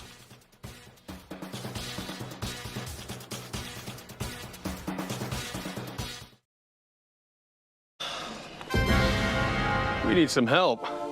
I know. I'm going to CashNetUSA.com. And if approved, we can have the money in our account as soon as the same business day. Go to CashNetUSA.com to apply for the money you need. Whether because of discomfort, lack of mobility, your lifestyle, or occupation, you sit inactively way too many hours a day. Introducing Ellipse, the premium quality automatic seated exerciser that strengthens legs, increases mobility, and boosts circulation without physical strain. Strengthen and tone your legs, increase your mobility, flexibility, and balance. Plus, stimulate healthy circulation. It's so quiet that none of my coworkers even know I'm using it. My joints feel better, my knees feel better. It makes me feel stronger too. My circulation is moving, I'm burning calories, and it makes me feel energetic. Perfect for home therapy. Whisper quiet to use while you work. Call now and order Ellipse, the seated exerciser that strengthens legs, increases mobility, and boosts circulation. Be one of the first callers and get upgraded to the Deluxe Bundle. Get the faster motor that produces more than 5 miles of steps per hour, a non-slip mat, and wireless remote. Call now. now. What are you so curious about? Will you marry a man from WNEP? Joe plays matchmaker? Maybe like a Jack Culkin, handsome guy. Is it Dad versus Joe? Let's go back to ancient Rome. Sandpit fight. My dad's gonna knock you out. Ever wonder? Give a sloth a Red Bull. What happened? Plus, did Mindy help break a record? World's longest conga line? Will John ever get to see his favorite bands? I really wanted to go with my friends to Guns N' Roses and Metallica, and they said no. Listen at WNEP.com. Team Allied Services and you, making a splash at the New York City Marathon. Congrats to the runners and to you for supporting them every step of the way. There's still time to donate. Text Allied to 570-826-16. Your voice, your vote 2023 election night coverage here on WNEB2. We are so glad that you were with us this evening. A lot of our talk tonight has been about the race for commissioner in Lackawanna County, where we're going to have a brand new majority in our area's second biggest county, I believe, right now. And it looks like we're going to know who that majority is. Let's head right to the Radisson Hotel in downtown Scranton, where Democrats McGloin and Gahn are entering the room. And by all accounts, they are going to tell their supporters that they have won tonight, and they are going to be the new Democratic majority in Lackawanna County. If you recall this race, the two Democrats who are now the commissioners, that's Debbie Dominic, she did not run this year, and Jerry Notarianni, he lost in the primary. He did not get one of the two nominations because Gahn and McGloin did. That's Matt McGloin right there, the former Penn State quarterback, former West Scranton quarterback, going way back, and he's done some sports casting since his college days, and he's had some business interests in Lackawanna County, and now lives in the Waverly area with his family. And of course, the McGloin family, well known in the city of Scranton for various reasons. His father, Paul McGloin, very active politically and has been for many years.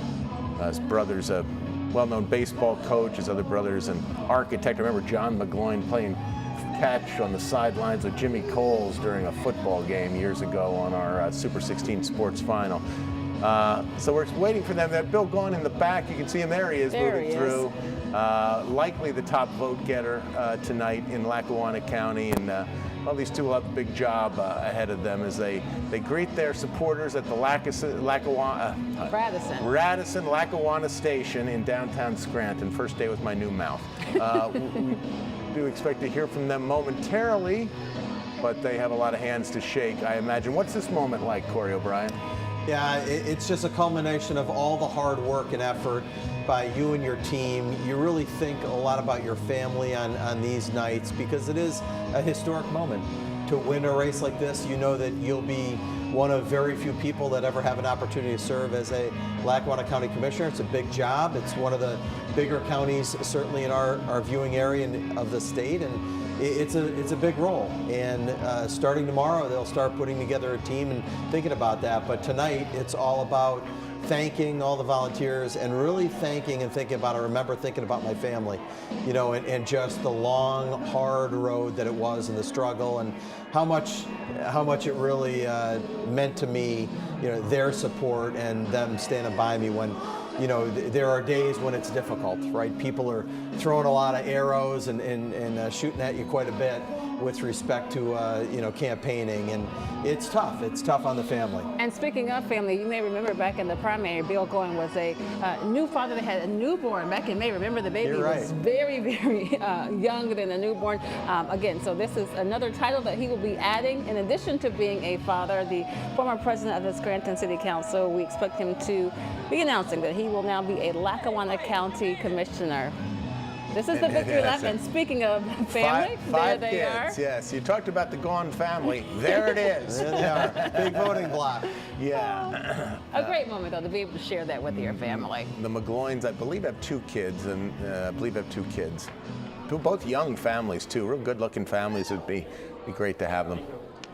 Where's my running mate? Did he get lost in the crowd? Yeah, he got lost already. Right. Oh, there he is.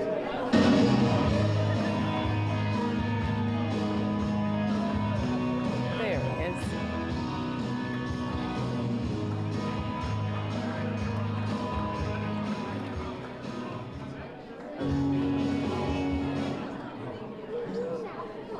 Thank you all so much.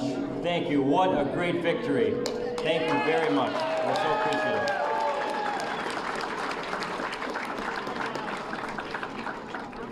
Ladies and gentlemen, this is a great night and a great victory because of all of you, every single one of you. Matt and myself, our campaign started back in the summer of 2022, if you can believe that. And it's been a long journey that we could not have completed without our family who's on stage with us today. I want to thank my wife, Kelly.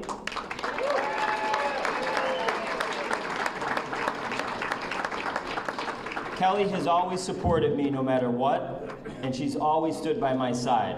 And there is literally no way that I could have done this without her, and I love her to death. Give her a round of applause. She is the best. Thanks, guys. You know, today, in the world of politics, there's a lot of cynicism. There's a lot of hatred, and there's a lot of meanness. And in deciding to run for this office, I wanted to teach my children that we can all do better. That public service is important, and it's our obligation and our responsibility. That giving yourself to other people, to help them, to help our community with whatever talents that you may possess, that's all that really matters in life. It's not money, it's not power, it's not a title. It's how you treat other people. And my children have been the biggest supporters, and I hope that they learn throughout this entire process to always have hope that each one of us can make things better. And I want you to give them a round of applause. My son, Jack. This is my son, Jack. My son, Murphy. Murphy, a round of applause. I'm going in order here, too, not to show favoritism. My daughter, Maeve. This could take all night, by the way. I didn't get through half of it. My daughter, Mary, she just woke up. She fell asleep at the headquarters. And the newest addition, which my wife had Delia right during the debate, so I got out of it last in the primary. Delia, give her a round of applause. I also want to thank my mom and my dad. Where's my mom and my dad? I just saw my mom. I didn't see my dad. Marie and Jack Gaughan. Give them a round of applause. They raised me. That took a lot. But I want to thank them for, they have been by my side since I ran for city council in 2013 when I was 26 years old. Whatever I told them I wanted to do, they backed me up 100%, and I love them to death. Thank you so much. I want to thank my brothers and my sisters. My brother, Eddie. Where's Eddie? There you go, Eddie. My brother, Jackie. Best brothers in the world. My sisters, Katie and Kelly. By the way, Katie works for the county, so I'm going to be your boss now, I guess. That should be interesting. Boy, payback, payback, payback, brother.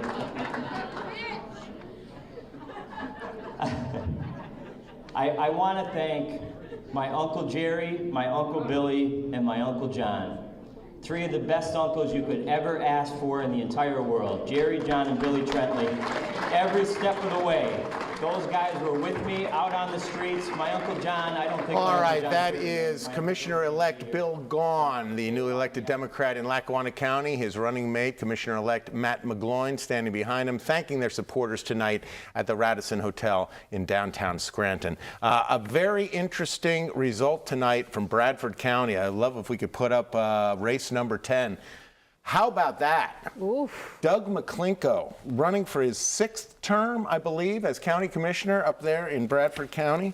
Running for a 6th term. Yeah, Darrell Miller, 4th term. They finished 3rd and 4th. There's an issue with the library in Bradford County that has gained a lot of support for people who did not like what the incumbent county commissioners were proposing to do with the Bradford County Library. And I can only think that is what drove this vote tonight in Bradford County. The Democrats, you are hearing that correctly, the Democrats are going to have the majority on the Bradford County Board of Commission, and I'm glad I didn't say anything about my shoes. I was just going to say, but you better be lucky.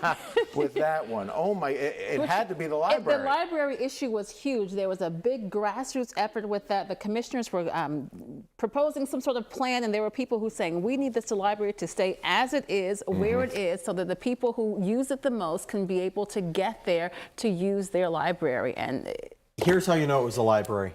The Republicans' margin here is 65-25. This is one of maybe the largest margin in our viewing area, Republican and Democrat, is Bradford County.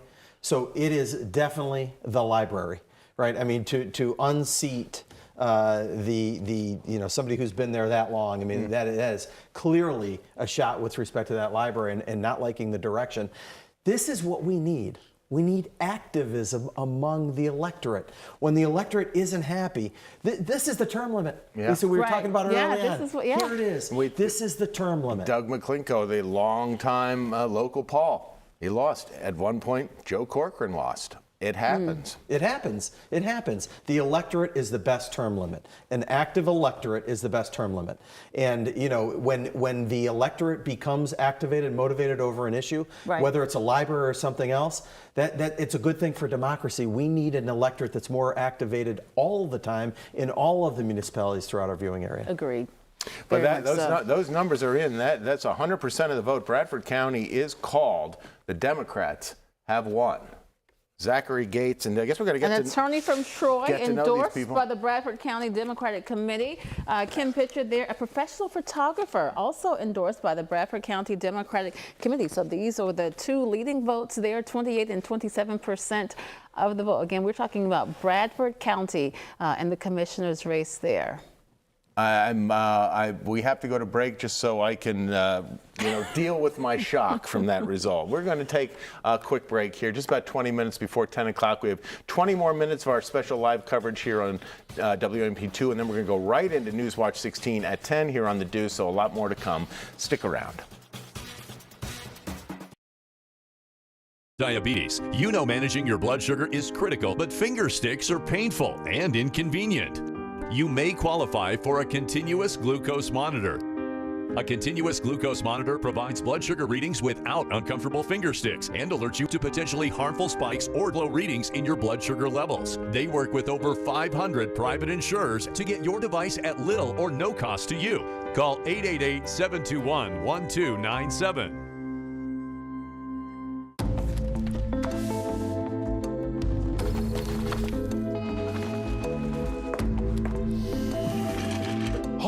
Imagine a world with no drama. I haven't signed Jody's card yet. At 4imprint, finding the promotional products you need to create a memorable moment is an easy mission. Our expert team will take care of every detail to make your success a certainty. Take the drama out of ordering promotional products at 4imprint.com. 4imprint, for certain.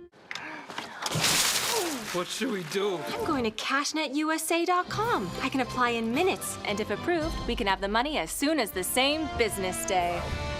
Go to cashnetusa.com to apply for the money you need. The numbers are in. Thousands of people stream millions of minutes on WNAP Plus every day. They're streaming Newswatch 16, verified, and from the WNAP archives. They're watching what they want to watch, when they want to watch it. If your business benefits from TV advertising, we'll put you in front of those who stream WNAP Plus. Be seen everywhere by everyone. Join the revolution in broadcast. Email marketing@WNAP.com. It's time to go wham, baby. Does mommy make you put sunscreen on? Yeah. Why? I don't know. Wham Can, Wednesdays on Newswatch 16 at 7. Wham! See, you guys aren't so tough after all, tough guys. Welcome back to our exclusive live coverage on WNEP2, Your Voice, Your Vote, Election Night 2023. We've already had our first shocker of the night. That comes from Bradford County. We talked about it right before the break. Wow. Two Democrats getting the top votes in Bradford County. Yes, and the Doug McClinko finishing fourth, and fourth by a lot. Yes. I mean, Doug McClinko has been a county commissioner in Bradford County as long as I have been working in this market. I've had dealings with him for years, and it's really very surprising to see that result tonight. He was running for County. a sixth term. Running for a sixth term. And again, the library issue up there, boy, Miller and McClinko, if they had that to do over again, I think they might have rethought that decision because, oh my goodness, the really overwhelming victory for the Democrats in Bradford County, which I frankly did not see coming. One of the strategy decisions that every newly elected county commissioner will have to make starting tomorrow is whether they want to be seen as the lead commissioner or not. Oftentimes, somebody is seen as the person who's in charge. Right. In the majority. And you have to make a very careful calculation as to whether or not you want to be that person. Because when you are that person, that's the person who gets hit and oftentimes loses in a controversial election season. So everyone who's winning tonight and having a great time tonight is going to have to wake up tomorrow and start the calculation as to whether they want to be seen as the lead or not. There's value in it while you're there, right? And you're in the papers and you're the one charging full speed ahead and all those kind of things. But when things go bad, you're often seen as the person who needs to go. Right, like you can celebrate your victories for a while, but at some point it's going to get bigger than just one issue. It's going to get bigger than just one issue. In this situation, it is one issue, right? It's the library. Who's the person that they want to exact revenge on? The person they see as the county government. Who's that person? McClinko. Doug McClinko. How about that? Well, the numbers in the judge races are tightening. Stacey, maybe you want to bring us up to date on where we stand statewide. I'll just stay with that theme. We talked about the library issue being what made perhaps the Democrats win the commissioner's race in Bradford County. The Democrats are winning every judicial race in Bradford County. So that's of note. Still early, only 22% of the precincts reporting, but we'll have to see where that goes. We can start to see that red T start to form. We spoke earlier about the blue eastern side of the state being really heavily carried by the Democrats, and that might end up carrying the day. But red's starting to fill up around the northern tier as well. Kind of, tightening the margins in the Supreme Court race here. Not so much in the Superior and Commonwealth Court races. Beginning to tighten up a little bit, but the Democrats are still continuing to carry strong leads across the board.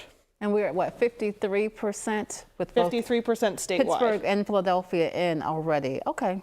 And think about it, right? That Pennsylvania map looks a lot like the United States map. And when I say that, what I mean is that you typically see far more states, far more counties red.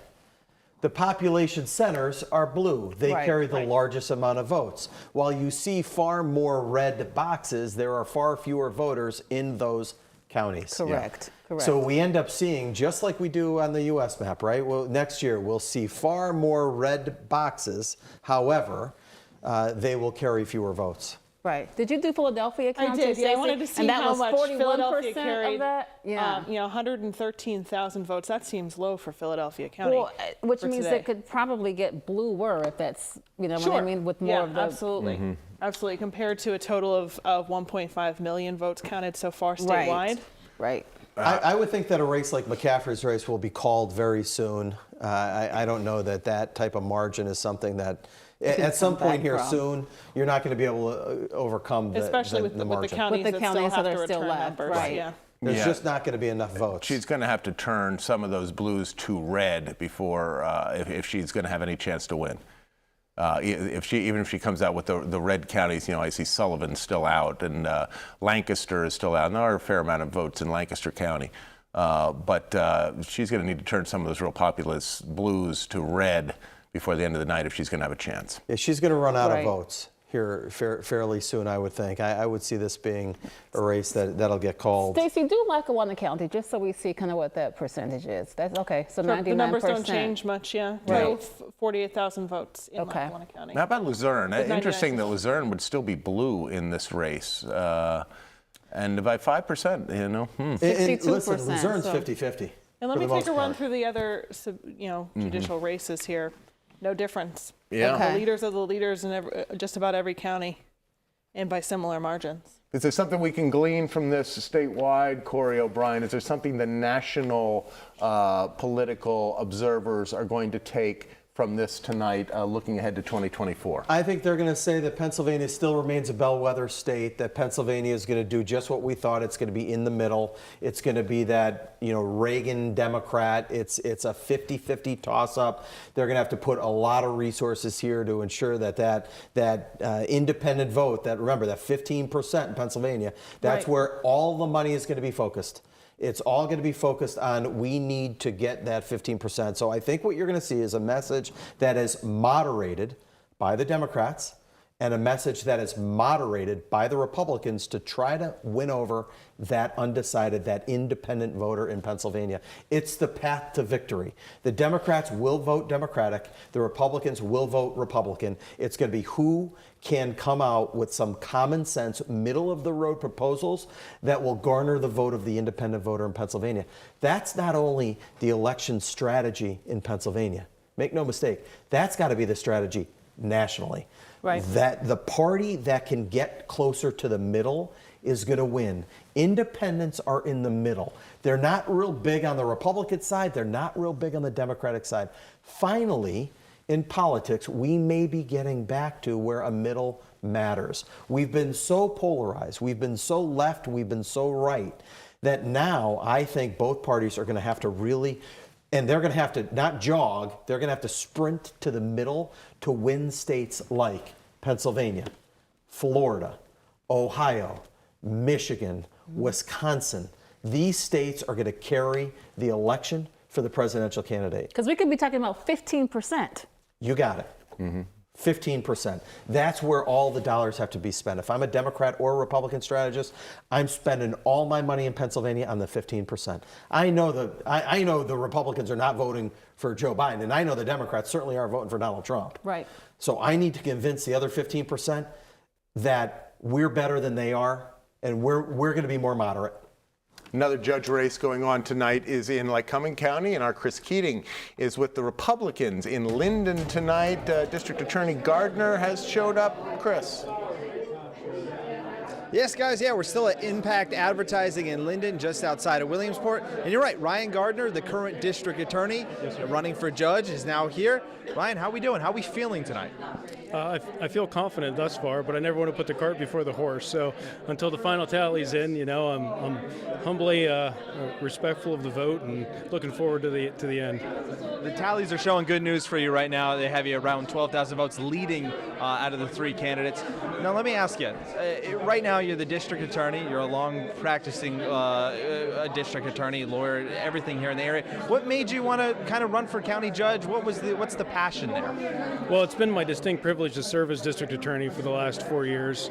It's really helped me hone a skill set that I think otherwise I would not have been able to obtain. Moving to judge, there's just the void is there. There's a great need, I think, for a strong presence on the bench for the next several decades, potentially.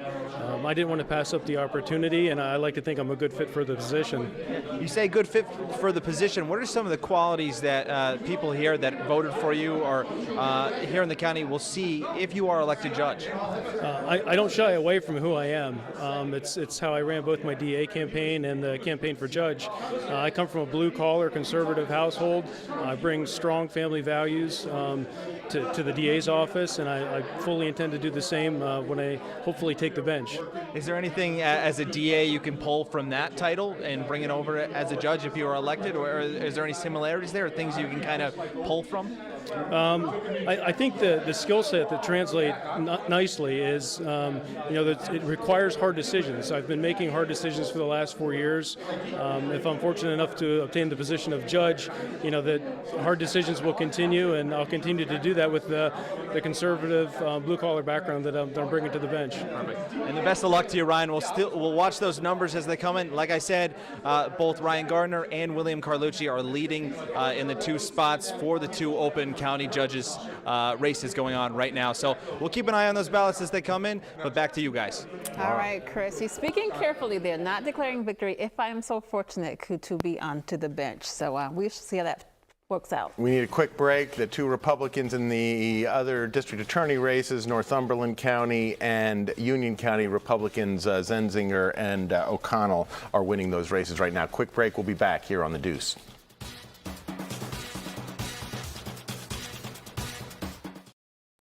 Everything Breaks is a new kind of auto protection plan that gives you more. You gotta have a protection plan, or you'll be paying the huge costs of auto repair on your own. Some plans charge you $150 a month, but for less than $1 a day, Everything Breaks can protect you from crippling auto repair bills that you can't afford. Call the number on your screen now for a no-obligation quote. I like Everything Breaks because they have lots of different plans. It's really affordable and they have really good customer service. Everything Breaks also includes 24-hour roadside assistance, free towing, and free rental cars. With our loyalty program, you can earn rewards like free oil changes and brake pads. Everything Breaks covers more than cars, so act now and coverage for your smartphone will be included free. That's auto and phone protection for one low price. It's only a matter of time until something breaks, so don't wait. Call now to join the millions of satisfied customers and start saving thousands on your repair bills. Call 800-894-0886 or visit everythingbreaks.com. What should we do? I'm going to cashnetusa.com. I can apply in minutes, and if approved, we can have the money as soon as the same business day. Go to cashnetusa.com to apply for the money you need. Anyone can choose to make a difference. You can help people succeed, rebuild after disasters, protect the environment, or feed the hungry. Not only will you make a difference for others, but for yourself. You can earn money for college, learn career skills, and make friendships that last a lifetime. Make a difference. Choose your future. Choose AmeriCorps. When that chill hits the air, it's time for Scranton's big Santa Parade. Would you or your organization like to march or sponsor this year? Just email info@santaparade.net, and we'll see you out at the parade. You are watching WNEP2's live coverage, Your Voice, Your Vote, Election Day 2023. So glad to have you with us. And we are getting some results now. A couple of surprises tonight, I would say, things that we didn't expect to see coming. And we're getting some more numbers in. Right now, we want to focus on Monroe County and give you the latest numbers that we are seeing from there again. In the commissioner's race, yes. We talked about Monroe being a real purple county, but the Democrats have had a very successful night with the two incumbents winning easily. David Parker, the former state rep, looks like he'll be the minority commissioner in Monroe County, but easy night for the incumbents there. We only have a couple minutes left. Some final thoughts, Corey O'Brien. Independents move to Democrats. That's going to set things up for 2024. Each party's looking at that 15% of the vote. We have a split Democrat-Republicans 2024. Where are the independents going? A county like Monroe County shows you, well, listen, the independent voters broke to the Dems. That's good for Democrats. Problematic for Republicans. Both parties will have strategies to really go after and win the independents in 2024. Final thoughts, Stacey Lang. It has been a good night for Democrats across the board in the statewide judicial races, Supreme Court, Superior Court, Commonwealth Court. Democrats have led all night, and it looks like they're going to win the day. That number you see is getting closer now. We're down to about 10 percentage points from the 50 that it was an hour and a half ago. But that is to be expected. It's just a matter is, are there enough votes left for Carluccio? For things to change. Yes. 60% of the state's reporting. I don't think that's going to be changing a whole lot. What tonight has shown us, though, is that anything can happen. You're talking a candidate, maybe you're in a different party than before, you missed your timing for filing. If there's an issue like the library in Bradford County, anything could happen. Like Corey's talk about the term limit being the electorate deciding, what we want, what we favor, and not just term limits on paper. Issues matter. Republicans keep the majority in Lycoming County on the commission. Looks like Musina will be the minority Democrat on that board. And whatever races we haven't gotten to in this 2-hour live special, we're going to get to in the next half hour. Newswatch 16 at 10 here on WNEP2, coming at you in just a couple of minutes. No need to go away. We'll have much more coming up right here on The Deuce.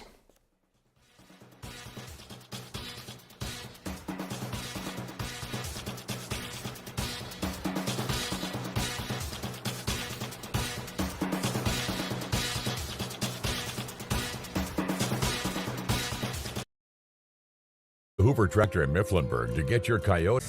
Are diapers destroying your confidence? Men's Liberty can help. Our discreet external device is safe, sanitary, and keeps you dry 24 hours, day and night. Step into the spotlight and do more of what you love with Men's Liberty. It's been ordered over 5 million times by thousands of satisfied fans. Call now to get a free week supply with your first order. There's no obligation, just the opportunity to try the most revolutionary solution to incontinence ever made. Unlike diapers, Men's Liberty is a long-term answer to dealing with incontinence. Make the choice to finally move forward with your life by calling Men's Liberty today. We'll answer all of your questions about how our completely unique device works and how Medicare can cover it. Dealing with expensive, uncomfortable diapers is no way to live. Men's Liberty lets you get back out there with more freedom and confidence to be you.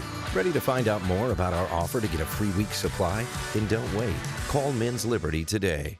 Attention military personnel, families, and civilians who were stationed or worked at Camp Lejeune from 1953 to 1987. If you or a loved one lived, worked, or served at Camp Lejeune, call the Victims Justice Group now. You may be entitled to significant compensation. The U.S. government recently passed a law allowing servicemen and women, their family members, and civilian workers who lived or worked on the base at Camp Lejeune for at least 30 days to seek justice for injuries caused by toxic water. If you or a loved one suffered injuries associated with the toxic water at Camp Lejeune, including bladder, kidney, or liver cancer, multiple myeloma, non-Hodgkin's lymphoma, Parkinson's disease, adult leukemia, or aplastic anemia, call the Victims Justice Group now. Our attorneys will fight to get you the compensation you deserve for your pain and suffering. Military personnel, their families, and civilian workers who served, lived, or worked at Camp Lejeune from August 1953 to December 1987 may be eligible for compensation. Don't wait. Call our helpline now.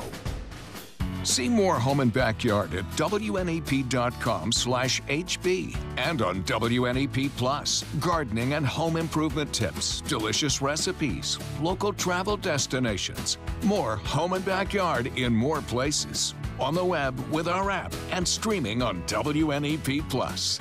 Thanks for watching, Eaglesmere. WNEP is proud to serve. Come on by Hoover Tractor in Mifflinburg for your new Coyote TL for 2.99% financing or get up to $2,700 cash back on selected qualified models. Visit us in Mifflinburg or online at patractors.com for more.